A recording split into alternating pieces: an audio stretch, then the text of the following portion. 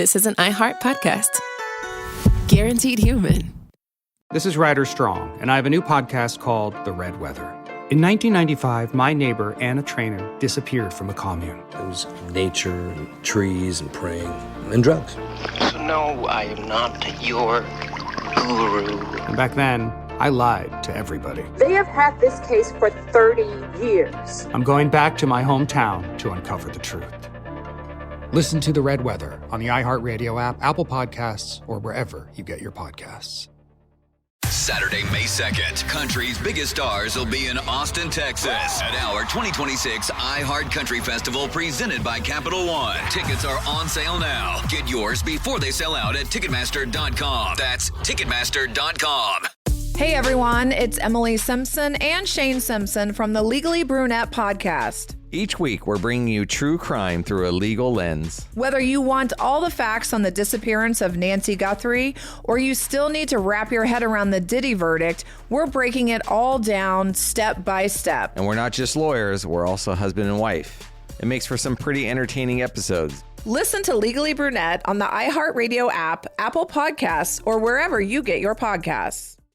This is the biggest night in podcasting. The countdown is on to our 2026 iHeart Podcast Awards. Live from South by Southwest, March 16th, we'll honor the very best in podcasting from the past year and celebrate the most innovative talent and creators in the industry. It's truly a who's who of the podcasting world. Creativity, knowledge, and passion will all be on full display. And the winner of the iHeart Podcast Award is... See all the nominees now at iHeart.com/podcast awards.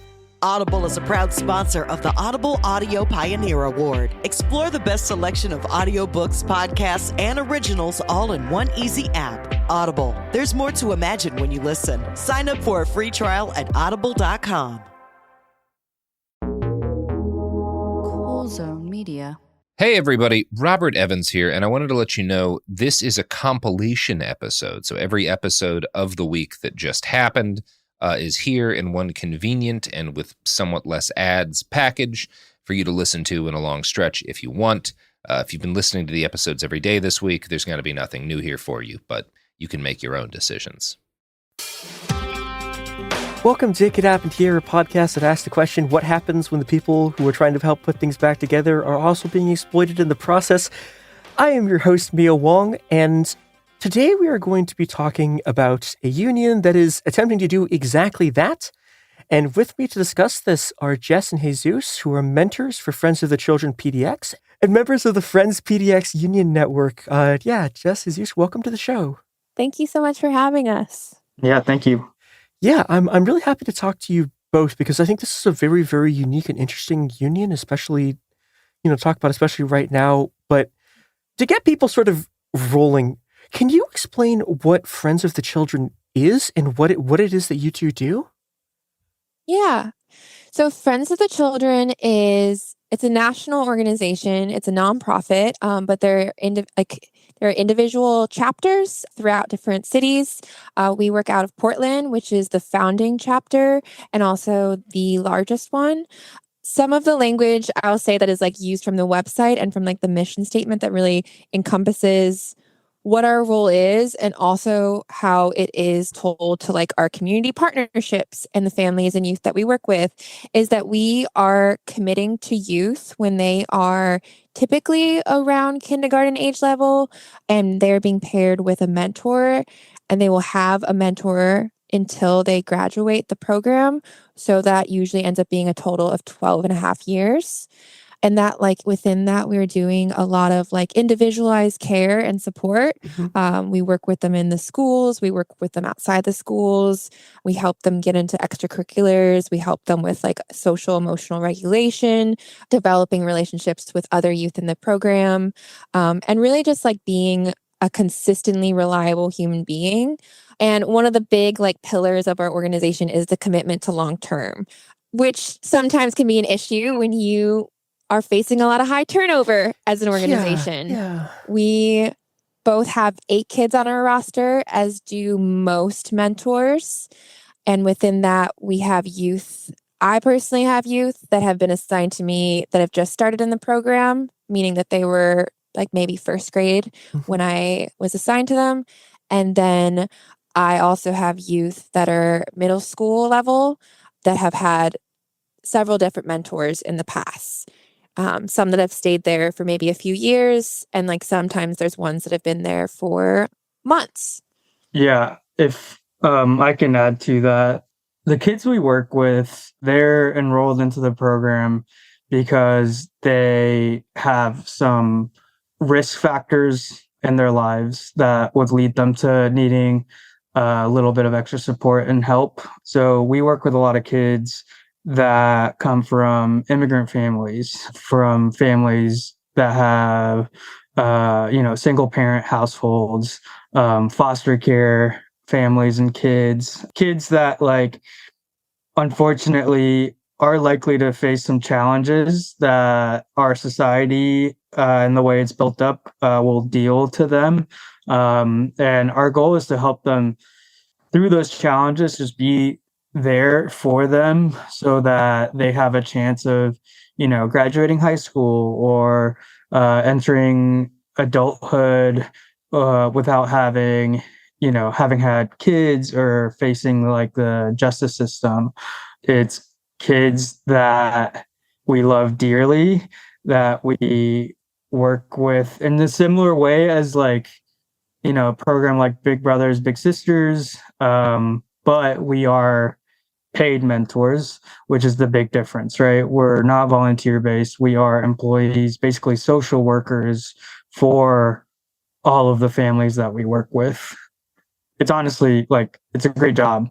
And I think right now, especially like super necessary because things are falling apart. Yeah. Yeah. And yeah, just adding like one that made me think of how within the work, like I think social work is a very apt choice of words because we are paired with the youth and it doesn't like stop there. Like we work with the families. We also work with like the siblings too, because sometimes you'll have a youth that maybe is the only child in that family that for whatever reason got a mentor, and then you support also. I mean, it's a choice, but I would say that most mentors definitely opt in to being there for siblings and family members in the household and making sure that they're also showing up for the caregivers to help them create a loving home. Yeah, and I mean, I think that you can look at this and see how it's supposed to work structurally. And you were talking about like, I mean, this is supposed to be a like over a decade-long commitment to these kids. Yes. Right? That ideally you're working with the same person and, you're forming really deep emotional attachments because you can't not do that if you're doing this kind of work. But then also, but in order for that to work, and I think this is, you can see this to the outside, it's like in order for this to work, this has to be a job that you could stably do for a decade, right? Like, Yeah. Which I will say we do, and I want to give so many props to one of our mentors who has stayed for 12 years and has graduated their youth. Yeah. But of all of our coworkers, I believe it's only one that has currently been able to do that and has stayed there as long as I have. Yeah. And the truth of the fact, like, for any job, 12 and a half years is a really long time, right? I mean, 6 years is a really long time. And with this job, we're an emotional sponge for a lot of things, right? Yeah. So our kids go through everything that you could imagine. And within that, like everything good and everything bad that you could imagine. And our job a lot of times is like, we can't solve the things that are affecting these kids, but we can take in some of those negative feelings and that grief, that anger. We can take it in and almost like dissolve it a little bit, right? But within that, like it can affect us so much. And that's where, the sustainability part of like 12 and a half years in this job, like that is a lot. And we need a lot for that to like at all be possible. Yeah, I mean, like there's this way in which you're effectively like what this job is like you're the person who is trying to like mitigate the impact of like literally all of the structural systems of violence that exist in this entire country, and how they're just sort of like targeted down on these kids, and your job is to like try to like protect them as much as possible, and that's unbelievable amount of like physical and emotional labor. And then also like I don't know, it seems pretty bad that there's only been one coworker who's been able to graduate their kids. Like, and just to clarify for history, that's been in like our time. Yeah, it's probably other I don't people know too. if like Yeah, over the 30 years, I hope that other people have, but yeah, in recent years, it's only been the one. And also like, yeah, this is a job where you are not necessarily able to like undo the systems at play, but trying to support them. And like we as mentors are inevitably also facing those systems against ourselves. And like one of the reasons that I think people gravitate towards this job is their empathy because they have those shared experiences. One of the things that is kind of heavy in the culture of Friends is being asked your why when you start. Like, why did you choose Friends? And for a lot of people, it is because of wanting to be the person that they needed when they were going through those periods of time. Yeah. So there's bound to be like a lot of like reactivation of feelings inside yourself that I think we all, like, I want to say like every mentor I've worked with does an incredible job of like handling that and like taking good care of themselves. But it is definitely something that like takes a lot of regulation, and I think empathy is one of the greatest skills in this job, but it also then leads to us needing greater needs of self-care and things like that. Yeah, and like I mean, I guess like to put this in perspective for like people listening to this is like, okay, your job is to be the person like in the friend group who like manages like when someone's like having an emotional crisis, like you have to like help them and deal with it, and that is your job for like 8 kids who are going through like the worst shit in the world. Like, Jesus Christ. Oh, good Lord. It's honestly like hearing this, it's always really helpful to hear someone's outside perspective of our job, right? Because we get so into it, so into the muck of like what this job can be. And I think like overall, like social work, it's not just like our job, but like I'm sure other social workers and people in care industries, like we have that like continuous like vicarious trauma that makes us forget like how our job is sometimes. And then it's helpful to hear other people mention it, because it's like, yeah, wow, our job is kind of crazy. And the work we do is like really important for society. And also, yeah, like it's hard. It's hard work. It's hard, and it doesn't like really have an endpoint. Like we have the hours we work with kids, and then we have the hours we think about them and the things going on in their lives. And sometimes it's like sweet things. Like a lot of times it's sweet things where I'll see something and be like, oh my gosh, you know who would love that? And like things like that, or like, oh, great idea, or oh, let's go see this movie. And a lot of times it's like worrying though too. And knowing that there is only so many things we can control.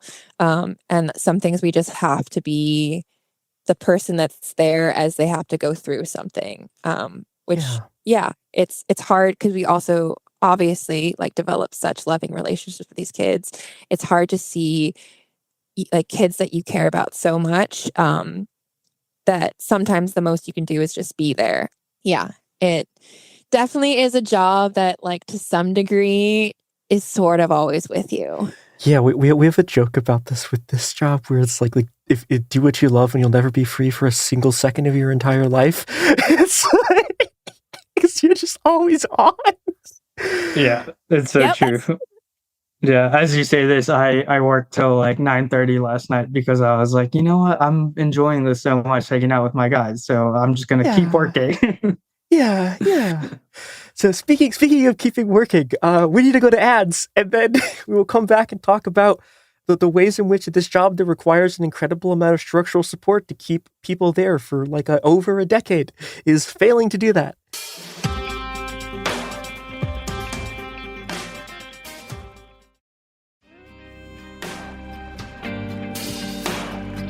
And we are back. So, okay, now that we've sort of talked about what this is, let's talk about the actual union, which is the thing. Yeah.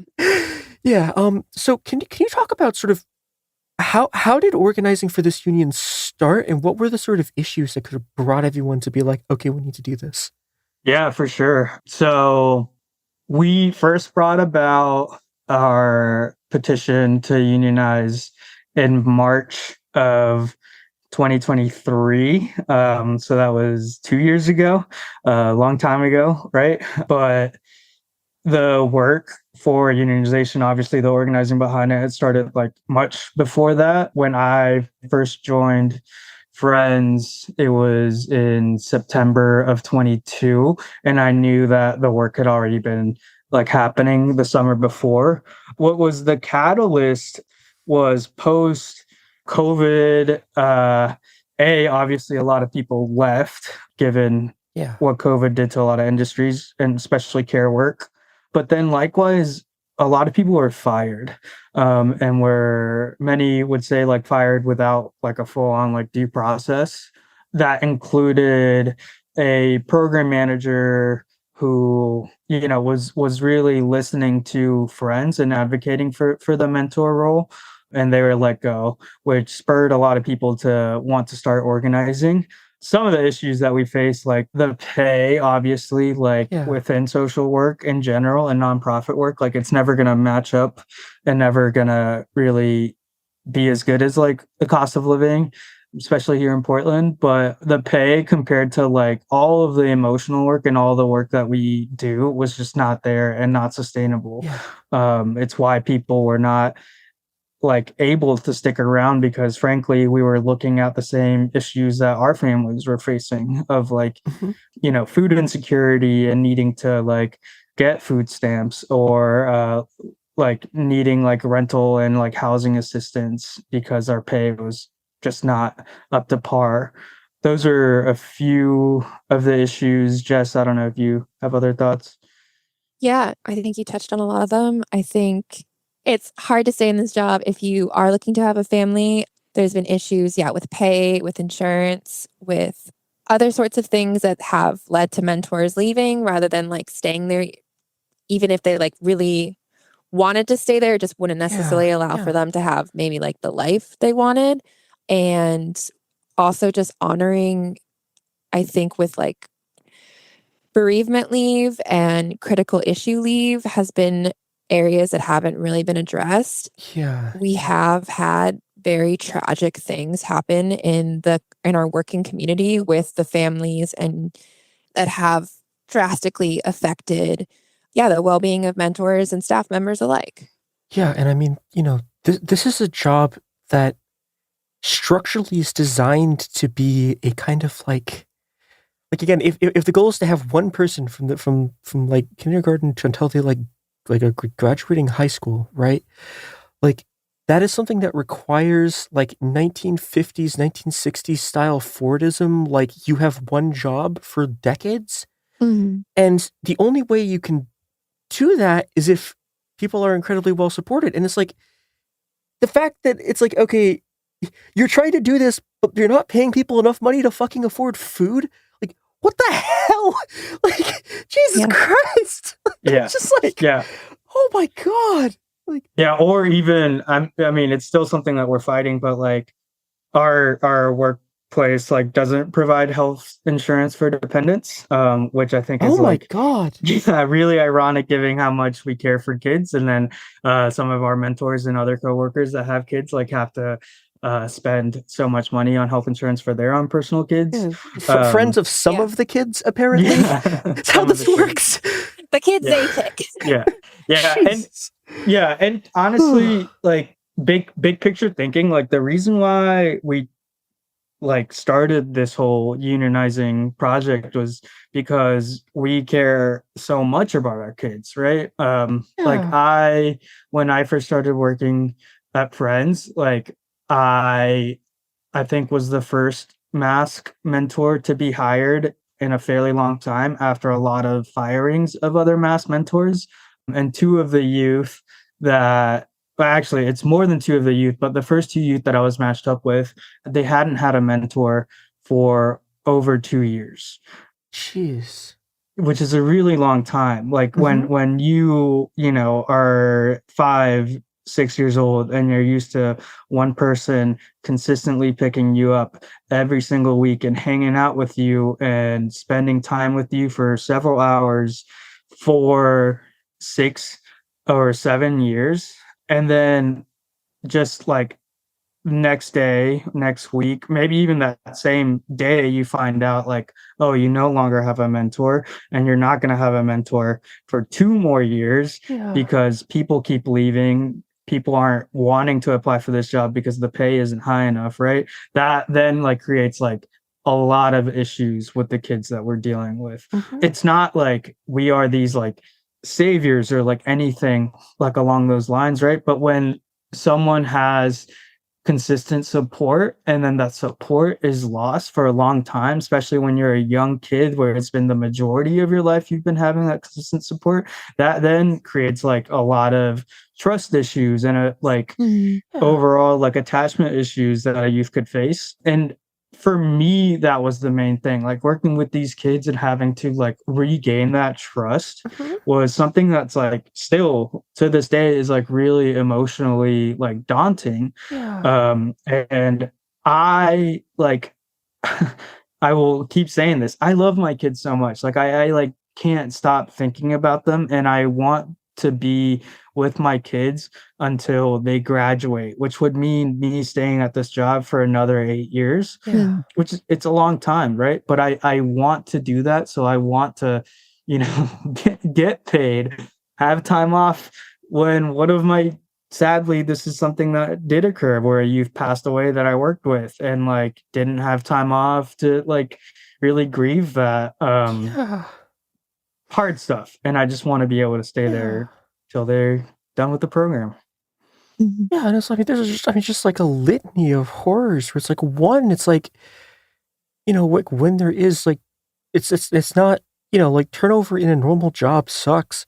But this is like when there's turnover because people can't afford to live their lives, it's like you're just like ripping a hole in these kids like the fabric of their social lives.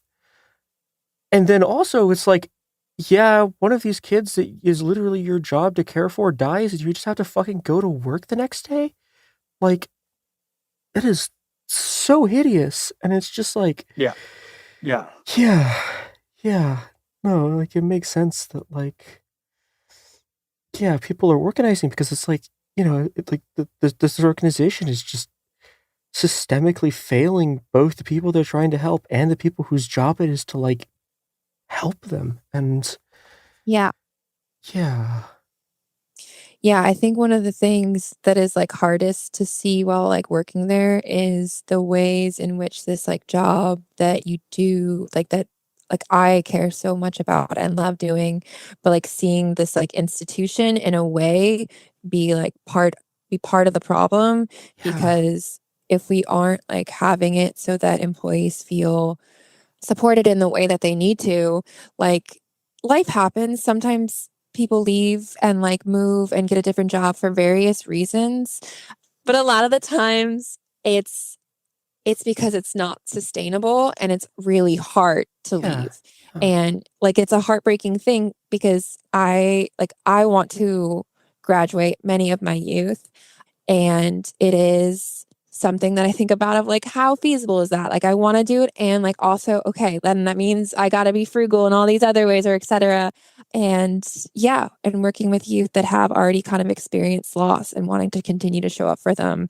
The job itself feels so sacred. And like, I feel so lucky to be in these kids' lives. And I think just a lot of the turnover has been out of like lack of sustainability for yourself, like for your well-being. Yeah. And I mean, the turnover numbers were pretty wild. I think one time we calculated it and mentors were, it was like a 40 something percent like turnover rate for mentors. Yeah. And a lot of that happened because in this 2-year time period where we've been fighting for a contract, they also froze wage increases. So I've had the same wage for the past 2 years, 2.5 years that I've been working here. And in that same time period, inflation has been pretty crazy, and rent for me has And it's gone up about to 3 get worse. times. It's about to get so much worse. Which gladly now we've had this fight, and we're at the 2-year mark and not at the 0-year mark, and not looking forward to 2 more years of doing this. But it's been hard to sustain this when everything is increasing in price and our wages are completely stagnant. So let's take one more ad break, and then we will come back to talk about how unionization efforts are going. And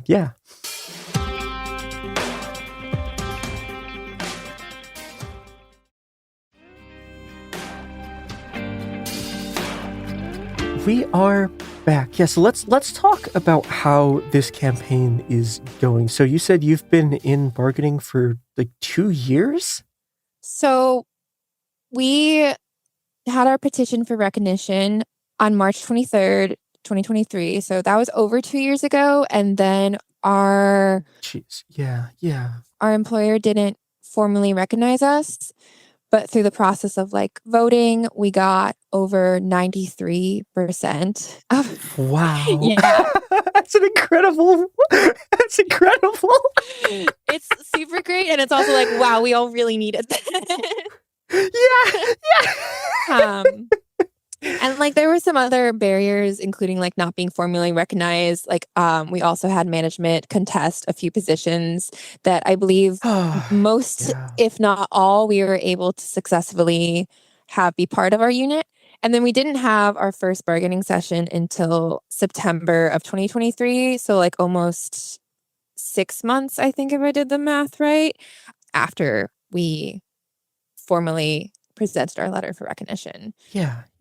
And throughout that process, so now it has been Jesus is quite good at keeping track of it, but I think as of today, we're about at 580 days of bargaining.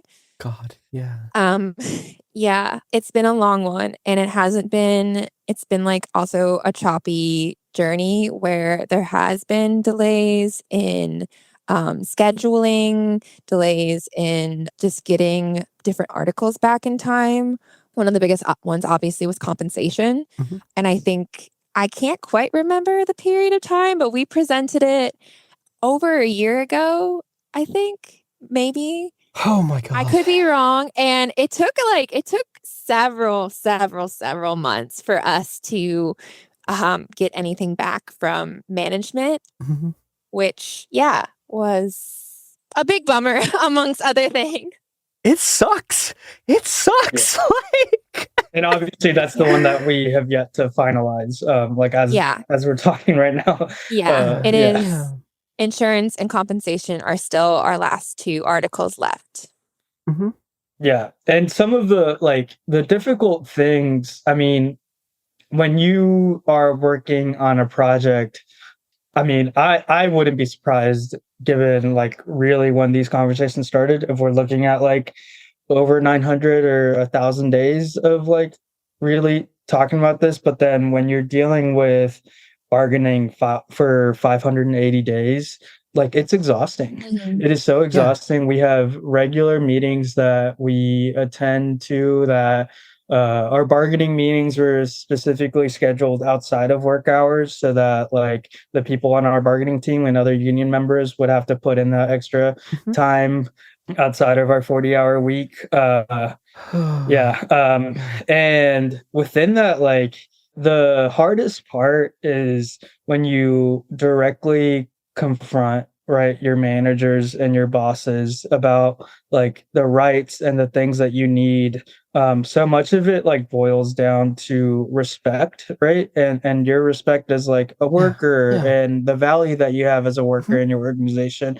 And when there is the pushback on that, it honestly is for me at times was debilitating, right? When you're doing this work and your workplace is stretching things out for so long, and you're pouring your heart out on your kids, really trying to do the best.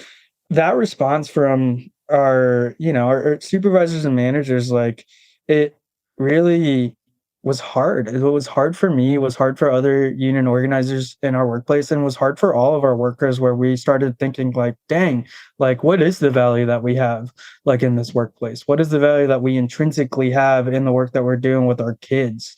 It's a lot, and it's a lot when you're facing all these systems that our kids are facing, and like taking those things in, and then are trying to change those systems, finally able to try to change those systems. And we learn that, like, oh wait, like, the place that we're working is actually part of these systems too, and is doing the same things that we're like fighting to have our kids like have better lives. Like, we're facing it right now from inside the house. Yeah.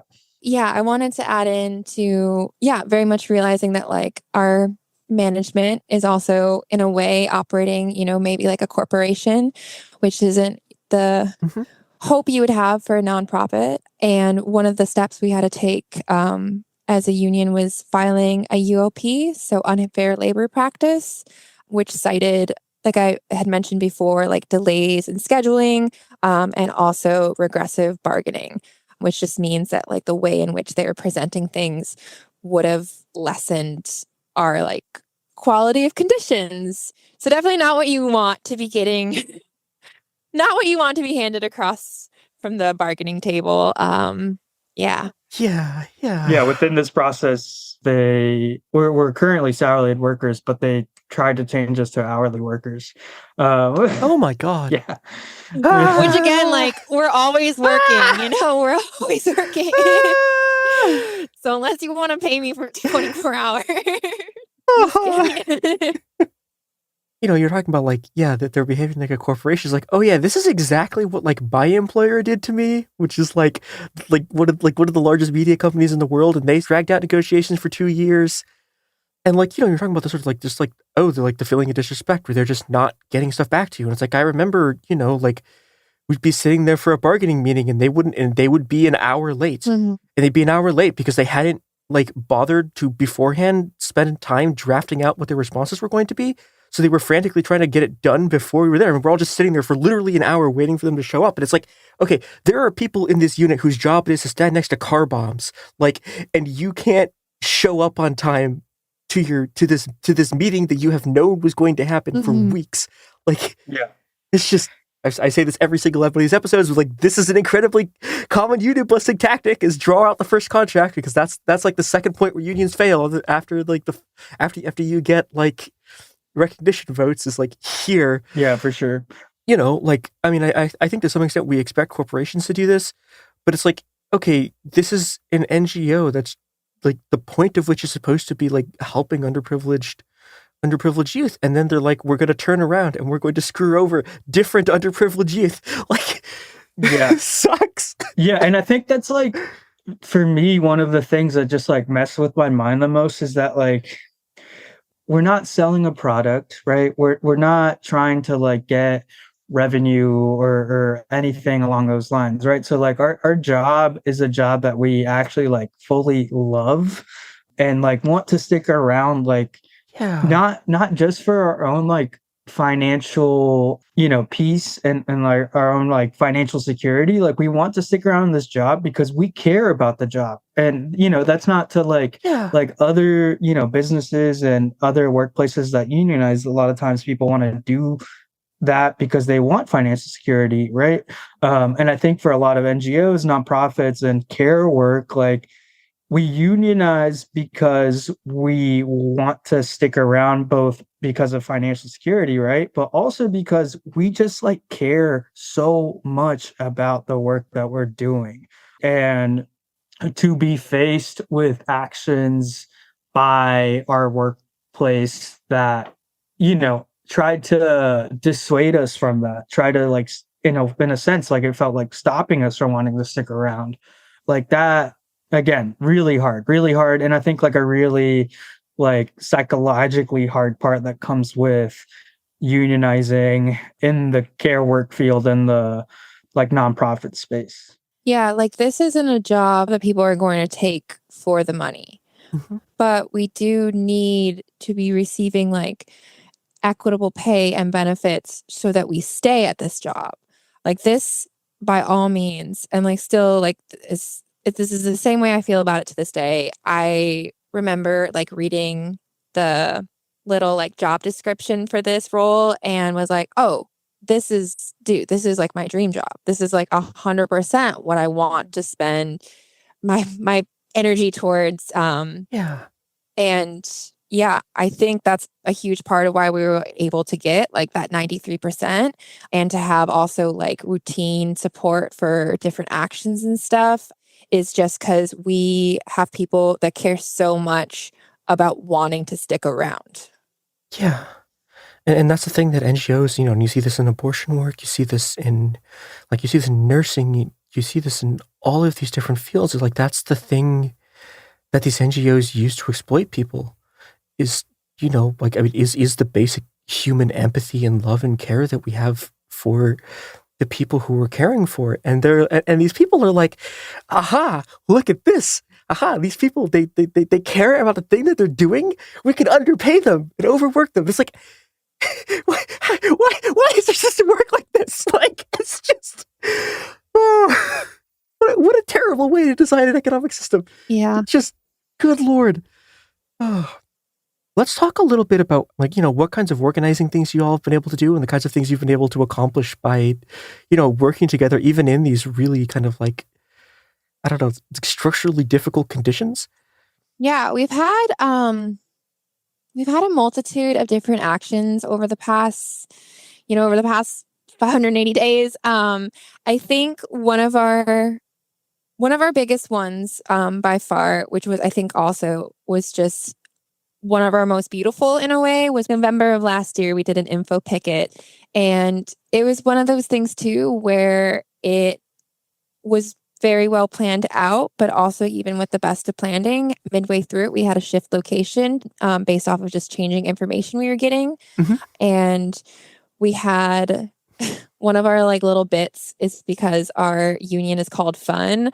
A lot of our posters were SpongeBob themed. So instead of imagination, it's compensation. And that rules. Yeah, and I think it's indicative of like also how much people that work with us are playful and sweet, and why we are good at our jobs of working with kids. And yeah, we had very high turnout. I think we had 40-something people within our own organization that showed up for that. We've done smaller actions too by just asking for community support. Like we've had caregivers write letters of support to different people in management. We've also done a few pack the rooms for bargaining sessions, like especially when there have been times that have felt like there's been some semblance of stalling. Mm-hmm. Yeah, those are just some of them. Jesus, chime in with others. Yeah, within that, and I think like an interesting thing about nonprofits, our revenue comes from donors, right? Mm-hmm. So we have to play this like fun game of like, okay, how do we communicate with our donors, right? So that we make sure that they know that like, this is part of like what they're donating to, but then within that also like, ask for money as well, right? Yeah, because we do want, better pay and better benefits, right?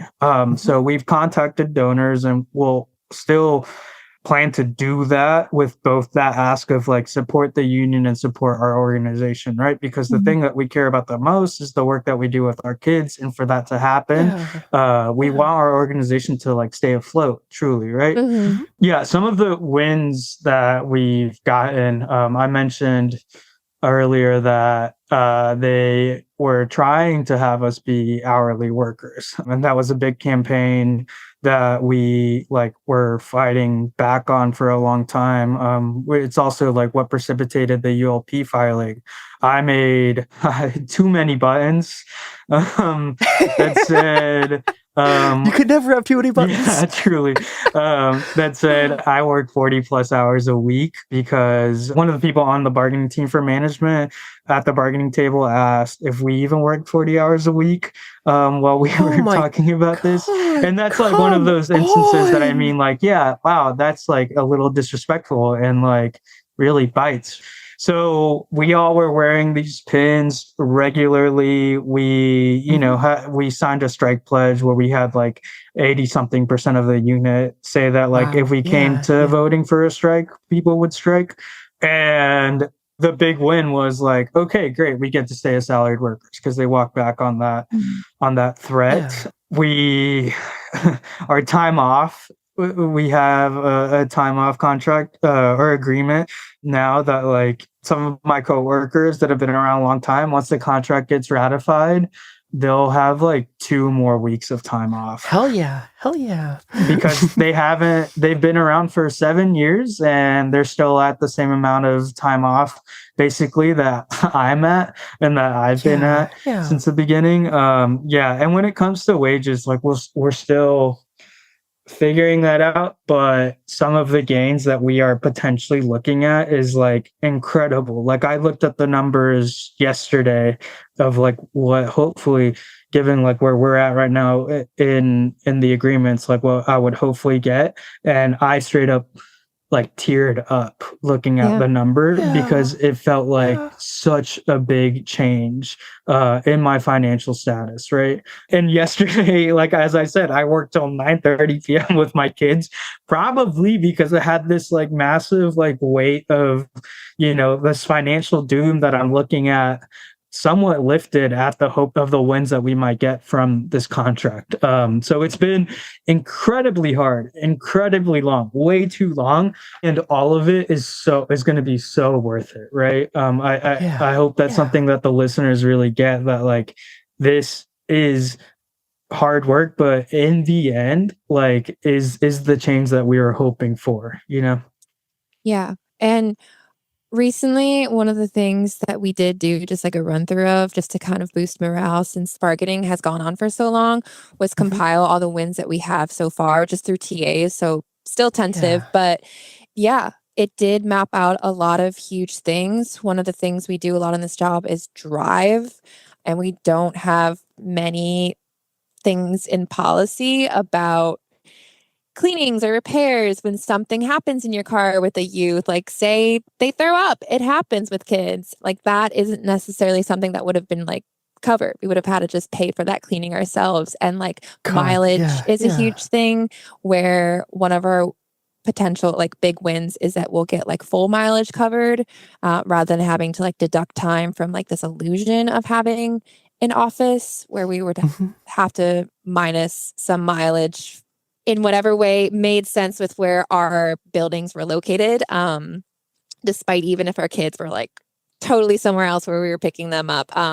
It definitely wasn't like the most sensible way for us to be like being fully reimbursed for what we were doing. Yeah. And those are all huge wins that we do have. Like obviously compensation and insurance are two of the biggest that we're still working on.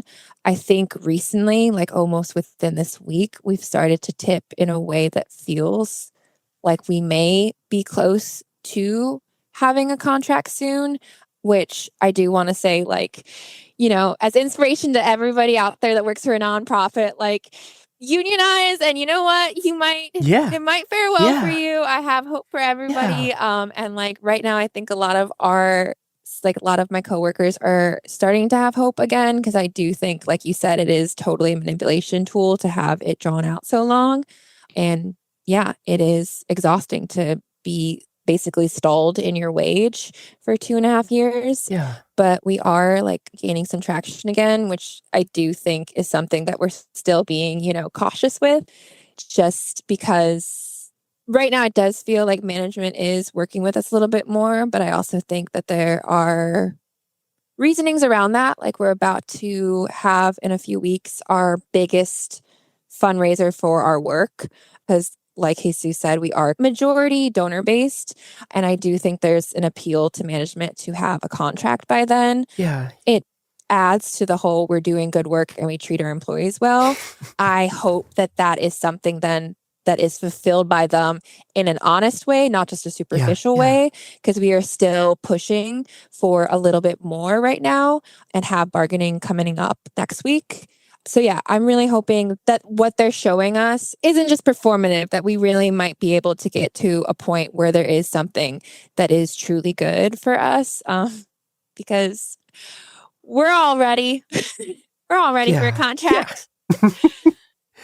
Yeah, as someone who got our contract, like it doesn't magically solve everything, but like my God, does that shit make your life better? Yeah. Like it is absolutely worth it. Yeah. Okay, so how can people support y'all both sort of locally here and then just like broader? Because most of the people are not here. Honestly, most of our like people in like management positions information is public. If you want to email them and support, go for it. Also just like encouraging either your workplace if you work in kind of a social work setting, or like, you know, if you know people that are, because this whole field of work takes such a toll on people and it is the most necessary work. Yeah. And I think it's really easy to fall into the mindset of I'm doing this for the greater good, not, you know, not for money, not for these things, but like you also deserve to feel okay and taken care of and like have the things you need to be sane. Yeah. Hey, Jesus, anything else you want to add? Yeah, I mean, I would add that like we have an Instagram, right? That's Friends PDX Union Network. It's a mouthful, but we'll link that in the description. Yeah, great. And then within that, like if you're in Portland, like make sure to like follow us and like pay attention to what we're posting, because we, you know, hopefully we do not have to get to a point of striking, especially at the place that we're at right now with our contract. But in truth, like we're looking at 580 days, and that is quite a long time. Yeah. And then also like if listeners do have the ability to donate, if they could donate some funds for Friends of the Children Portland, and somehow in their notes be like, I support the union. Like, I think that could also be a really interesting way to show the support that like our supporters have like for both the work that we're doing on the youth level, but then also like in the union side of things too. There's been a lot of like communication of like, oh, this is really going to impact like the development side of our organization, and like all of the things that like our fundraising team is going to have to do to like meet these, which again, I think that would be more true if like our executive director wasn't making like 5 times as much money as I am. Jesus Christ. But yeah, showing that support, like it doesn't have to be a lot, but showing our bosses just how much like the populace like is supporting our unionization efforts, like that would be really dope too. And then also like it impacts our kids. Like our kids, like that's the truth of it all. Like I want my kids to have the best life that they could possibly have. And sadly, we live in a world where money really dictates that. Yeah, so those are we will have links in the description to all of that. And yeah, thank you two both so much for coming on the show, and I hope you win, and yeah, I hope you get to go back to caring for these kids and also while not having to worry about like being able to live your lives. Thank you, Mia, so much. Yeah, thank you so much for having us. Yeah, of course. Honestly, it's been great talking about the work, because it is really important work, and I'm happy we get to do it. Yeah, it's wonderful. And yeah, and so this has been It Could Happen Here. And yeah, I'd also go unionize your workplace. You can do it. I guarantee it.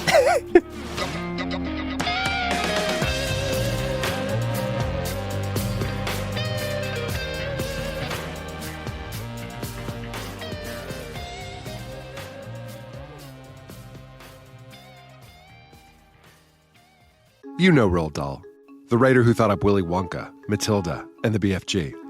But did you know he was also a spy? Was this before he wrote his stories? It must have been. Our new podcast series, The Secret World of Roald Dahl, is a wild journey through the hidden chapters of his extraordinary, controversial life. His job was literally to seduce the wives of powerful Americans. What? And he was really good at it. You probably won't believe it either. Okay, I don't think that's true. I'm telling you, the guy was a spy. Did you know Dahl got cozy with the Roosevelts, played poker with Harry Truman, and had a long affair with a congresswoman? And then he took his talents to Hollywood, where he worked alongside Walt Disney and Alfred Hitchcock before writing a hit James Bond film. How did this secret agent wind up as the most successful children's author ever? And what darkness from his covert past seeped into the stories we read as kids? The true story is stranger than anything he ever wrote. Listen to The Secret World of Roald Dahl on the iHeartRadio app, Apple Podcasts, or wherever you get your podcasts. Welcome to Dirty Rush, the truth about sorority life, the good, the bad, and the sisterhood. With your hosts, me, Gia Giudice, Daisy Kent, and Jennifer Fessler. Rush, the recruitment, the ritual, the reality of Greek life has been a mystery for those outside the sorority circles until now. Is it really a supportive sisterhood that's simply misunderstood? Or is there something more scandalous happening on campuses across the country? In this podcast, we pledge to peel back the layers and spell out the truth one Greek letter at a time. Pledges and actives, rush chairs and ritual keepers. Some call it the best time of their life, while others say it's a nightmare. From a perfect rush to recruitment scandals, what is really going on behind the doors of those sorority houses from Alpha to Omega? We're taking you inside Sorority Row, including the chapter room, as we explore the fellowship and the frenemies. Let's get dirty. Listen to Dirty Rush on the iHeartRadio app, Apple Podcasts, or wherever you get your podcasts. Ever feel like you're being chased by the marriage police? Welcome to Boys and Girls, the podcast where dating isn't dating. Arranged marriage is basically a reality show, except the contestants are strangers and your entire family is judging. You're sipping coffee with one maybe, grabbing dinner with another, and praying your karmic Ken or Barbie appears before your shelf life runs out. Trust me, I've been through this ancient and unshakable tradition. I jumped in hoping to find love the right way, and instead I found chaos, cringe, and comedy. And now I'm looking for healing. Boys and Girls dives into every twist and turn of the arranged marriage carousel. The meet awkward, the near misses, the heartbreak, and let's not forget all the jokes. Listen to Boys and Girls on the iHeartRadio app, Apple Podcasts, or wherever you get your podcasts. When you feel uncomfortable, what do you put on? Biggie. You put on Biggie when you feel uncomfortable? Because I want to get confident. This is DJ Hester Prynne's Music is Therapy, a new podcast from me, a DJ and licensed therapist that asks one simple question. Who do you want to be? And what's the song that can take you there? Music changes what you feel, and what you feel changes what you do, right? That moment where a song shifts something inside you, that's where transformation starts. This year, I'm talking to experts across every area of life, like personal finance icon Jean Chatzky, New York Times journalist David Gellis, relationship legend Dan Savage, human connection teacher Mark Groves, and the man who shaped my ear more than anyone, Questlove.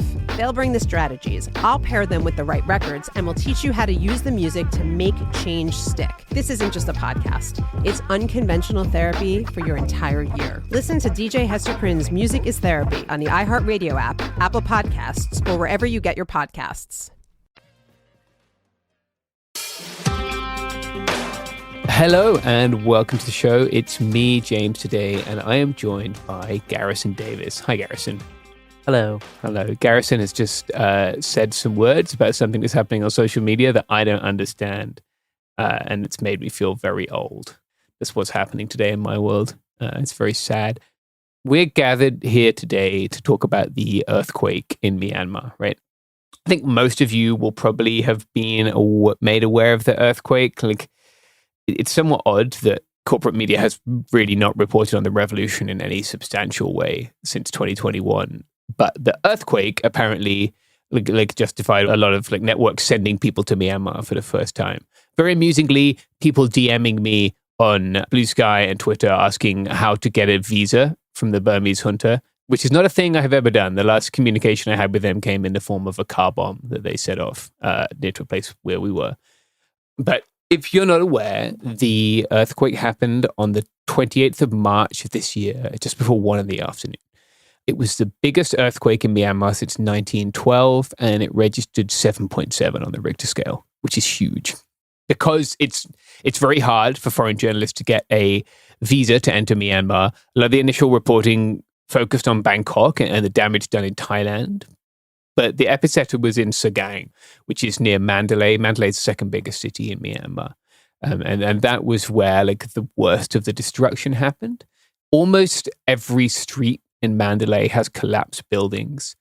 It's a little difficult for us to get a sense of the exact scale of the damage because the junta refuses to allow.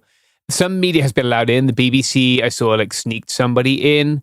It's very difficult for media to move and report freely. And in addition to this, the junta has continued its practice of cutting off internet for people in Myanmar, right? Even during like emergency situations. Yes, yeah, especially during emergency. Like they've cut it off like as a response to this because I guess they perceive it to be something that makes them look weak. This is a tendency that the junta has displayed before. So in 2008, Cyclone Nargis affected Myanmar and killed over 130,000 people, and they blocked international aid. They said that people didn't need the, quote, chocolate bars that the US and other countries were trying to deliver, and that they could exist by like hunting frogs in ditches was their suggestion. I don't think people realize like how far down the North Korea scale the Burmese junta is. But like they're very worried that any interaction with the outside world, specifically with like, I guess, Western neoliberal powers, will be damaging for their like ability to control the population. So for that reason, we don't know how many people have died, right? From what I've heard on the ground, the death toll is substantially higher than the 3,600 number being reported. The US Geological Survey estimated that an earthquake of that magnitude in that region would kill between 10 and 100,000 people. Obviously, that's quite a big kind of delta there. What I can tell you is that I've heard firsthand that there are some parts of Mandalay and Sagaing where the stench of rotting bodies is so powerful that people have stopped returning to their homes. There have been so many aftershocks that people are still sleeping in the street because they're worried about the damaged structures falling down. The UN has an estimate of 17 million people across 57 townships. Townships are like the administrative districts that are used in Myanmar, have been affected, with over 9 million people facing severe hardship. And of course, this is all compounded by the fact that there were already 20 million people in Myanmar who needed humanitarian assistance. And there are about 3.5 million internally displaced people as a result of the fighting that's happened after the revolution. So, like, it really came at a pretty difficult time in a place where the government is not willing. They said after the earthquake they wanted international aid, but they've, as we'll see later in this script, they've only accepted it from certain countries. I spoke to a friend who has family in Mandalay yesterday. He told me that the way they're assessing the damage is using like open source intelligence. They're trying to look in the backgrounds of people's videos on Facebook to like work out if their childhood homes fell down, right? They were using satellite imaging software when I spoke to them yesterday to try and ascertain if their families were okay. They told me Sagaing has very famous pagodas, and the pagodas are all on a hill. And apparently a lot of those pagodas have fallen down, and even the hill itself is like listing. So there's been like massive cultural damage as well. Another way in which the damage was compounded by Myanmar's politics was the quake struck, like I said, at 1 p.m. on a Friday, right, which is Friday prayers. This happened during Ramadan, specifically the day before Eid al-Fitr, which is a very busy day for mosques, if you're not aware, right? Successive governments of Myanmar since the 1960s have refused to allow even basic maintenance for mosques. That means that these buildings were in great states of disrepair, right? In Myanmar, there is an ultranationalist Buddhist movement, which has been embraced to a great degree by the junta, but also limited, even like the National League for Democracy, which was the relatively neoliberal aligned party that had previously been in power in Myanmar, or somewhat in power, I suppose. Ultranationalist Buddhist monks like Ashin Murathu and his 969 movement have kind of condemned anything that they did as making them pro-Muslim. And they have this, essentially they have a great replacement theory, right? That Muslims are trying to come in through Bangladesh to replace Buddhists in Myanmar. Yeah, lots of people here have this like very Orientalist perspective of like Buddhism, TM, as this like, you know, like peaceful, blah, blah, blah, blah, blah. And like, no, like Buddhism, like every religion, has a variety of sects. Yes. And the Buddhist nationalist sects can be particularly nasty. Yeah, I mean, as vicious as any other. People, I'm sure, will be familiar with the Rohingya genocide. Like, there are a lot of monks that supported that, including Wirathu is the most notable one, but there are plenty more, right? And they're part of this. I mean, he's literally explicitly expressed like how much he looks up to the English Defence League. Jesus. Yeah, yeah. Like, these are people who, like, they are part of this global nativist movement. People's Orientalism, I think, sometimes stops them seeing that or appreciating that it extends outside of like white global North countries. Yeah. One thing that I did think that really touched me in the days after the earthquake was young Buddhist Burma people of the majority ethnicity reaching out to me and being like, hey, man, this happened in Friday prayers during Ramadan and it has devastated the Muslim population. Like, thousands of people, hundreds of mosques are gone and thousands of people are trapped in the rubble. And like, no one's talking about it. Why is no one talking about it? This is terrible.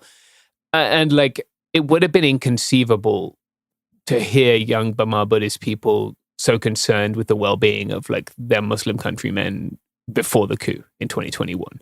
This was a country that had been manufacturing consent for genocide against its Muslim minorities for 4 or 5 years by that point, right? Specifically on Facebook, there's a Behind the Bastards episode on this. You can also listen. If you're new to the show, Robert and I have made 2 scripted series about the revolution in Myanmar, which we'll include in the show notes.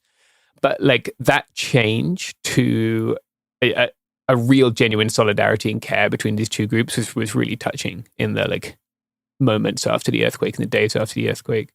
When we come back, I want to talk a little bit more about the revolution, and I want to talk about how the revolution has been responding to this and the impact it's had on the revolution.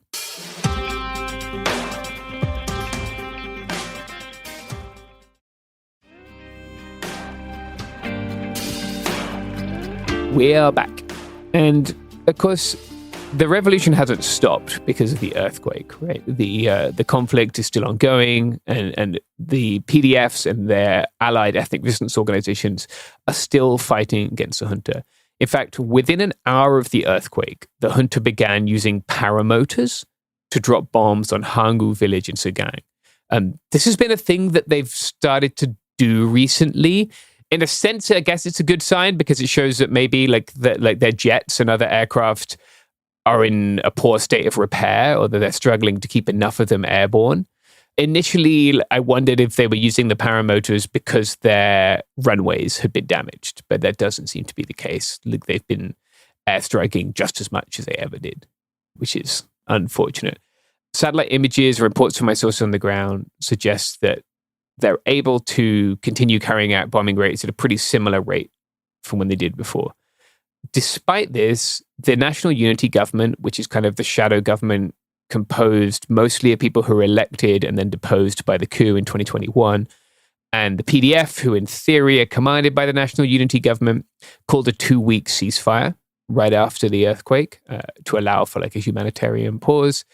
The Three Brotherhood Alliance, which is an alliance of the 3 most powerful ethnic resistance organizations in Myanmar, also called what they called a humanitarian pause for a month. In both cases, they said they wouldn't undertake offensive operations, but they would defend themselves, right? Because I think they had a sense that the junta wasn't going to stop attacking them. The junta did declare its own ceasefire on April 3rd, and the Kachin Independence Army, which is another ethnic resistance organization, followed shortly thereafter. Notably, that ceasefire from the junta came the day after its troops fired on a Chinese Red Cross convoy, which is not a great look for them. No, never love to see that. Yeah, we don't love to see people firing on the Red Cross. This is especially bad for the junta because China has been growing closer and closer to the junta and supporting it. China's had this weird back and forth relationship with the revolution. At times, it supported the revolution, it seems like, specifically supporting the Myanmar National Democratic Alliance Army, which is a group that broke off the Communist Party of Burma in the 1980s. That makes sense. Yeah. There's also the United Wa State Army, which isn't part of the revolution, which has the strongest relationship with the PRC, and they're just chilling. They haven't really entered the conflict. It's called straight chillin', by the way, James. Straight chillin'? Yeah, there you go. That's how they used to say it. Oh. I've marked myself out yet again. Straight chillin', the United Wa State Army. Thank you, Garrison. Actually, it spoke to some cadres from the Burmese Communist Party recently. The Communist Party of Burma re-entered after 2021. And they're not focusing on proselytizing the Maoist gospel to people. They're focusing on fighting the junta and developing alliances. And it's interesting to see where that will go, given Marxist-Leninism, Maoism is definitely not the majority ideology of the revolution. Most people are committed to some form of federal democracy, which, when you speak to different fighters, varies from we want what you guys have in the US to something more akin to the democratic confederalism that people might be familiar with in Rojava. China is competing with Russia in Myanmar. So both of them are interested in supporting the junta, right? And obviously both their ideologies are far from liberatory. They're interested in propping up a totalitarian state. So we have seen both Russia and China send support to the junta, send rescue teams after the earthquake. Meanwhile, the US offered $2 million, which I was kind of surprised they offered anything. That is low-key surprising considering Mark Rubio. Right, yeah. Well, I think Rubio is more of a slightly... Rubio's a neocon. Yeah, I guess it makes sense Mark Rubio 5 years ago. Yeah. It doesn't make sense post USAID being gutted. They're oh, you're still doing that kind of stuff, huh? Mm-hmm. Yeah, there's a weird mix of things because yes, a traditional neocon style Rubio, this tracks, but all of the movements that the Trump administration's been doing more recently, this seems like some kind of DEI shenanigans, if you ask me. Yeah, actually, they added another $7 million later. $9 million. Which is, it's not a lot of money compared to what we would normally expect. And at the same time they did it, 3 USAID workers, at least 3, I should say, 3 that I'm aware of, were laid off. Literally, they received emails telling them that they no longer had a job while they were on the ground assisting earthquake survivors. Department of Government Efficiency strikes again. Highly efficient. We'll send you the money and then also pull out our own people who I guess are supervising how the money is spent or would be. It definitely shows, though, a strategic shift in the region. China and Russia. China obviously is interested in Myanmar because of its rare earth metals, because of jade. China has traditionally had a lot of jade trade with Myanmar. And then because it controls a large amount of seafront, right? Which China wouldn't want to fall into what it would see as someone with adversarial interests. Russia is still interested in just kind of projecting itself as a global power, even as it continues to shrink every day in terms of its global ability to project power. But there definitely are both Chinese and Russian assistants helping the Myanmar junta now. Meanwhile, the US doesn't seem to give a shit what happens here now. This is kind of... Not that the Biden administration was doing very much either, but at least we had USAID, and USIP was very invested in Myanmar and actually did a really good job of kind of almost being the foreign affairs, not branch, but they explained the revolution to the world. Whenever a journalist wanted to understand the revolution in Myanmar, it was USIP they went to. Obviously, all the contacts I have at USIP have now been doged, which is a shame. So, despite the ceasefire, right? I said they fired on these Chinese troops. The junta has in fact not stopped bombing earthquake-struck areas since the earthquake. Mandalay PDF, who I'm in contact with, they're the revolutionary forces in the area that was most affected by the earthquake, on April 7th told me that they're aware of 10 airstrikes in their area of operations. Since the earthquake, a 3-month-old baby and a 10-year-old child were killed in an air raid on Naikar village in Papoon Township. That was in Karen State. On April 10th, they bombed a school, something that the junta likes to do a lot. They dropped 2 500-pound bombs on a food court. They then circled back and dropped another bomb on the people responding to and giving aid to the people they'd initially bombed in the food court. By food court here, just to clarify, I'm not talking about at the shopping mall. I'm talking about a market where people can buy prepared food, right? They've killed... best I can collate from various sources, at least 72 people and injured about 100 people, in addition to thousands who died after the earthquake. There are also reports that junta, quote-unquote, recruiters here are engaging in forced conscription in the disaster zone. I read of at least one person who was on a search and rescue team, like they were a trained search and rescue volunteer, right? So they were moving rubble to rescue people, and they were forcibly conscripted while they were doing that. Obviously, that's had a chilling effect on people going out to help others, right? What the junta is not doing is rescuing its citizens. The military is detested in most of Myanmar, even in the areas that it controls. And its failure to even try and track people rescued under rubble won't help this. There was a video that went viral recently of junta troops, like literally a line of soldiers rescuing bricks. They've gone to a collapsed building and they're inspecting the bricks to see if the bricks are whole and then passing them down the line and stacking them up. Don't worry, the bricks are safe. Yeah, the bricks are safe. The people are not. Which, yeah, it was genuinely like infuriating to see it. And I can't imagine for people who have lost family members how it must feel. Even rescue workers, like I said, have been forcibly conscripted. Equality Myanmar has noted more than 100 cases of forced conscription since the earthquake. So Myanmar has a conscription rule, right? A law. So anyone, men and now women between certain ages, can be forcibly conscripted into the junta's army. So they're just finding people displaced from the earthquake and forcing them. Yeah, it's people who have been hiding in their homes, right? Who now don't have homes to hide in. Yeah. Or people who came out in order to save their neighbors. And now they're forcing them to fight for them. Just as the junta did with Cyclone Nargis, they've also delayed and in cases blocked aid. A team came from France to assist in a search and rescue. They spent 24 hours sitting in an airport waiting for their visa to be approved. And then they spent one day working in search and rescue efforts before being told that search and rescue efforts had now finished and they were to go home. So they traveled around the entire world and didn't save a single life. Abundance. Yeah, it's great. Presumably because the junta wanted to placate China, a Taiwanese team was straight up refused entry into Myanmar. Taiwan had a search and rescue team that they were willing to send who could have saved people's lives, and that they weren't allowed to enter. All tourist visas have been suspended, so it's not like the junta is like overwhelmed with visa applications, but they're not allowing search and rescue teams to enter from countries I guess they're not politically aligned with. This kind of horrific indifference to human suffering has characterized the Tatmadaw for decades, and it's really unlikely to change. As it grows even more desperate and it loses even more territory, it's just going to clamp down harder and harder on its people. Meanwhile, in the liberated areas, aid is being mobilized using the mutual aid structures which have existed for decades in the absence of the state. In significant and growing parts of Myanmar, people are relying on each other instead of the government for aid.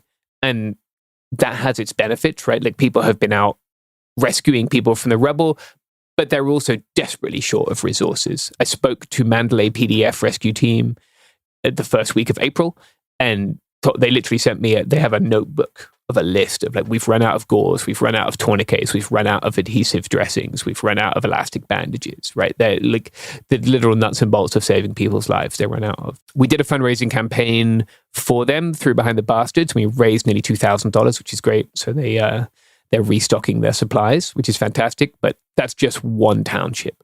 All across the country, people are struggling for the basic supplies that they need to save lives. The military has also blocked aid and medicine from entering their areas, right? So the military controls a lot of roadblocks, and it uses its control of those roadblocks to stop aid and medicine. Often it's kind of hoarding it in the capital city, which is Naypyidaw. If people aren't familiar, Naypyidaw is a city that the junta built for itself to govern from. It means seat of kings. Also in Naypyidaw right now is the U.S. aid agency Samaritan's Purse. Are you familiar with Samaritan's Purse, Garrison? I don't think so. It sounds vaguely familiar, but all of these humanitarian organizations all have like the same like 4 words that they shuffle around in different ways. So yeah. Samaritan's Purse, perhaps most famous for being run by Franklin Graham. Okay, yes, son of yes, Billy I Graham. do know what this is and who this is, yes. Yeah, having all their volunteers sign like a statement of faith and being extremely homophobic. For some reason, Samaritan's Purse is establishing a field hospital in Naypyidaw right now. Are they going to force people to convert to evangelical Christianity before they give services, like they do in some cases? Yes, yeah, or just leave them like they did in Afghanistan if they're not Christian. I cannot work out for the life of me what the fuck they're doing. Because like the junta has made a consistent policy of bombing Christians in Myanmar, right? In Karen and Karenni state, there are a lot of Christian people. On Christmas Day, the junta bombed people going to services because it knew that Christians would be going to services at churches, right? the Karenni Christians this year I saw celebrated Christmas in caves because they were so afraid of being bombed, right? Like I have no idea what logical leap you have to make. Bizarre. Yeah, they're not even at the in Sagaing. The only international aid I'm aware of that was able to make it to Sagaing was a Malaysian team who were able to save some lives. Unfortunately, there were really strong rains this week, and that made all the collapsed structures even more unstable. And the Malaysian team I saw have now returned home. We're going to take another ad break here. And when we come back, we will talk about what you can do to help.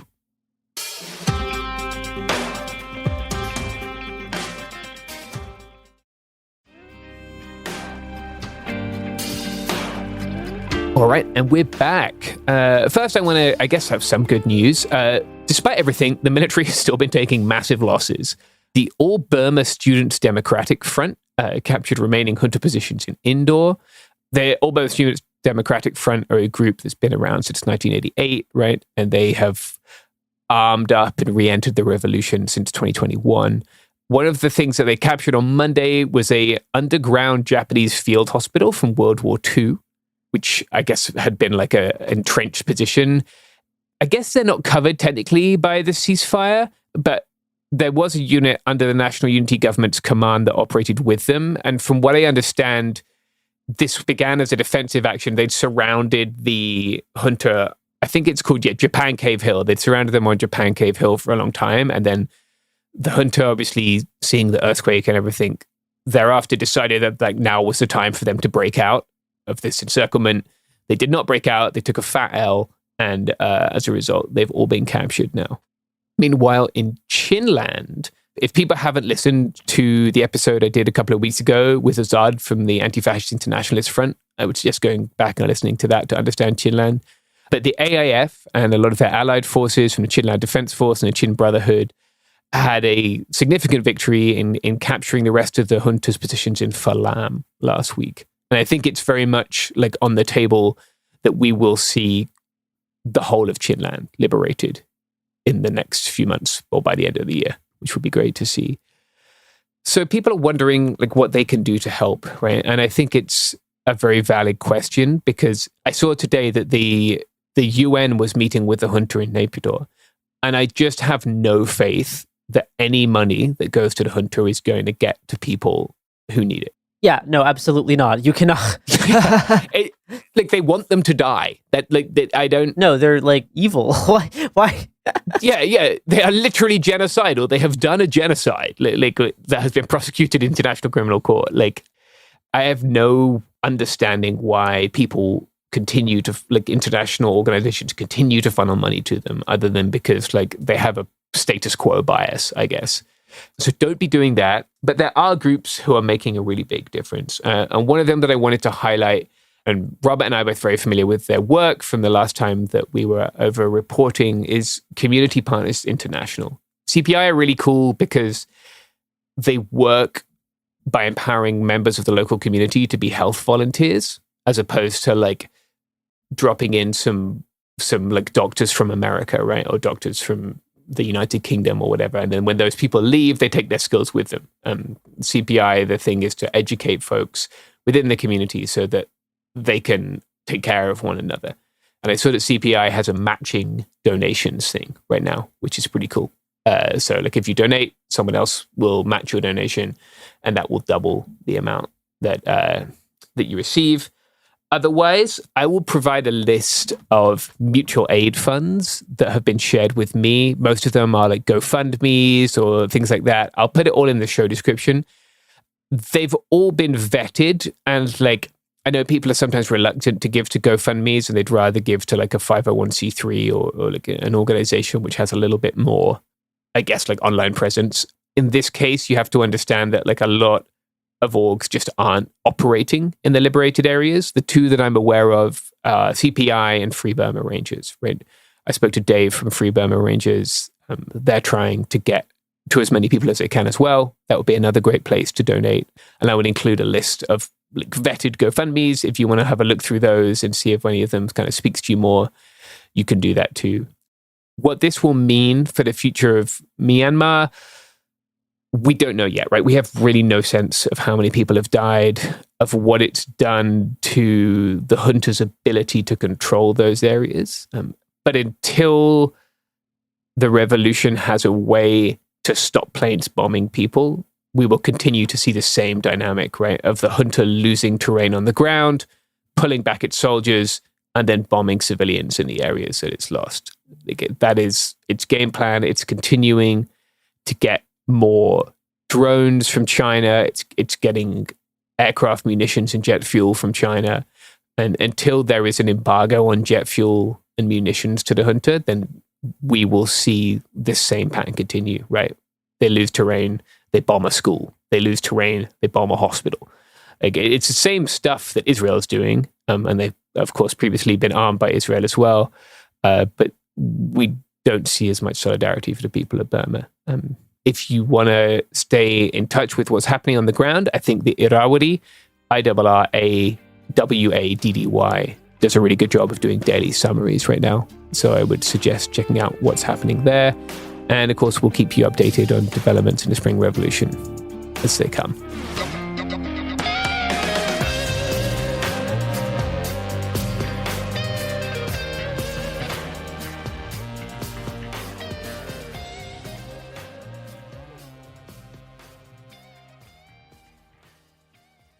You know Roald Dahl, the writer who thought up Willy Wonka, Matilda, and the BFG. But did you know he was also a spy? Was this before he wrote his stories? It must have been. Our new podcast series, The Secret World of Roald Dahl, is a wild journey through the hidden chapters of his extraordinary, controversial life. His job was literally to seduce the wives of powerful Americans. What? And he was really good at it. You probably won't believe it either. Okay, I don't think that's true. I'm telling you, the guy was a spy. Did you know Dahl got cozy with the Roosevelts, played poker with Harry Truman, and had a long affair with a congresswoman? And then he took his talents to Hollywood, where he worked alongside Walt Disney and Alfred Hitchcock before writing a hit James Bond film. How did this secret agent wind up as the most successful children's author ever? And what darkness from his covert past seeped into the stories we read as kids? The true story is stranger than anything he ever wrote. Listen to The Secret World of Roald Dahl on the iHeartRadio app, Apple Podcasts, or wherever you get your podcasts. Welcome to Dirty Rush, the truth about sorority life, the good, the bad, and the sisterhood. With your hosts, me, Gia Giudice, Daisy Kent, and Jennifer Fessler. Rush, the recruitment, the ritual, the reality of Greek life has been a mystery for those outside the sorority circles until now. Is it really a supportive sisterhood that's simply misunderstood? Or is there something more scandalous happening on campuses across the country? In this podcast, we pledge to peel back the layers and spell the truth one Greek letter at a time. Pledges and actives, rush chairs and ritual keepers. Some call it the best time of their life, while others say it's a nightmare. From a perfect rush to recruitment scandals, what is really going on behind the doors of those sorority houses from Alpha to Omega? We're taking you inside Sorority Row, including the chapter room, as we explore the fellowship and the frenemies. Let's get dirty. Listen to Dirty Rush on the iHeartRadio app, Apple Podcasts, or wherever you get your podcasts. When you feel uncomfortable, what do you put on? Biggie. You put on Biggie when you feel uncomfortable? Because I want to get confident. This is DJ Hester Prynne's Music is Therapy, a new podcast from me, a DJ and licensed therapist that asks one simple question. Who do you want to be? And what's the song that can take you there? Music changes what you feel, and what you feel changes what you do, right? That moment where a song shifts something inside you, that's where transformation starts. This year, I'm talking to experts across every area of life, like personal finance icon Jean Chatzky, New York Times journalist David Gellis, relationship legend Dan Savage, human connection teacher Mark Groves, and the man who shaped my ear more than anyone, Questlove. They'll bring the strategies, I'll pair them with the right records, and we'll teach you how to use the music to make change stick. This isn't just a podcast. It's unconventional therapy for your entire year. Listen to DJ Hester Prynne's Music is Therapy on the iHeartRadio app, Apple Podcasts, or wherever you get your podcasts. Ever feel like you're being chased by the marriage police? Welcome to Boys and Girls, the podcast where dating isn't dating. Arranged marriage is basically a reality show, except the contestants are strangers and your entire family is judging. You're sipping coffee with one maybe, grabbing dinner with another, and praying your karmic Ken or Barbie appears before your shelf life runs out. Trust me, I've been through this ancient and unshakable tradition. I jumped in hoping to find love the right way, and instead I found chaos, cringe, and comedy. And now I'm looking for healing. Boys and Girls dives into every twist and turn of the arranged marriage carousel. The meet awkward, the near misses, the heartbreak, and let's not forget all the jokes. Listen to Boys and Girls on the iHeartRadio app, Apple Podcasts, or wherever you get your podcasts. This is It Could Happen Here. I am not going to El Salvador. It's not going to happen. No way. No thank you, Mr. President. I'm Garrison Davis. I'm joined by James Stout. Hi, Garrison. We're here to talk about possibly the most upsetting thing I've seen in American politics in like the past 6 months to maybe even, I don't know, viscerally it hit me for like the past few years. Like, yeah. What happened on Monday in the Oval Office is kind of the most black-pilled I've ever been, which is not a great way to start an episode. Yeah, it made me feel I found 2023 very hard, like going out and seeing people freezing in the desert and then coming home and seeing Joe Biden eat ice cream on the timeline. But like this was different. Yeah. This was so like blatant. There's like a level of like intentional depravity that you're reminded of more blatantly. So. Yeah. And like Bukele's trolling of yes, everyone. Yes. So we're going to be talking about an Oval Office meeting between President Trump and El Salvador President Bukele. I guess I could learn his first name. Nayib Bukele. There you go. You know he's Palestinian Salvadorian. Are you fucking serious? No, his dad's an imam. I don't even have time for that. This is just fucking... I'm sorry if anyone's driving and has had an accident upon hearing that. So, as you probably know, recently the United States government has sent upwards of 300 people, immigrants, to the El Salvador Terrorism Confinement Center, this prison black site that people never return from. I guess I could point to, for a pop culture reference, which feels a little bit in bad taste, but you could point to like the prison in the TV show Andor as being a very comparable facility, frankly. Except they turn off the lights in Andor. They do not turn off the lights in CCOT. Lights are on all the time. They put 10 to 20 people per cell. It's pretty bad. Jameson has done episodes on CCOT in the past. We'll probably keep doing more. The lights thing, by the way, was a specific policy change by Bukele. There was a particularly violent weekend in El Salvador, and as a result, he stopped letting people who were detained for gang crimes go outside and stopped building windows into the prison and just put the lights on, like as a way of punishing, I guess, the gangs by punishing the people who were detained there. Yeah, they can't go outside. They stay in their cell for almost 24 hours a day. They might occasionally get 30 minutes outside, but that's not even confirmed because no one's even allowed inside to see what's going on in there. Mm-hmm. And we've sent upwards of 300 immigrants there, the vast majority of which have no criminal record.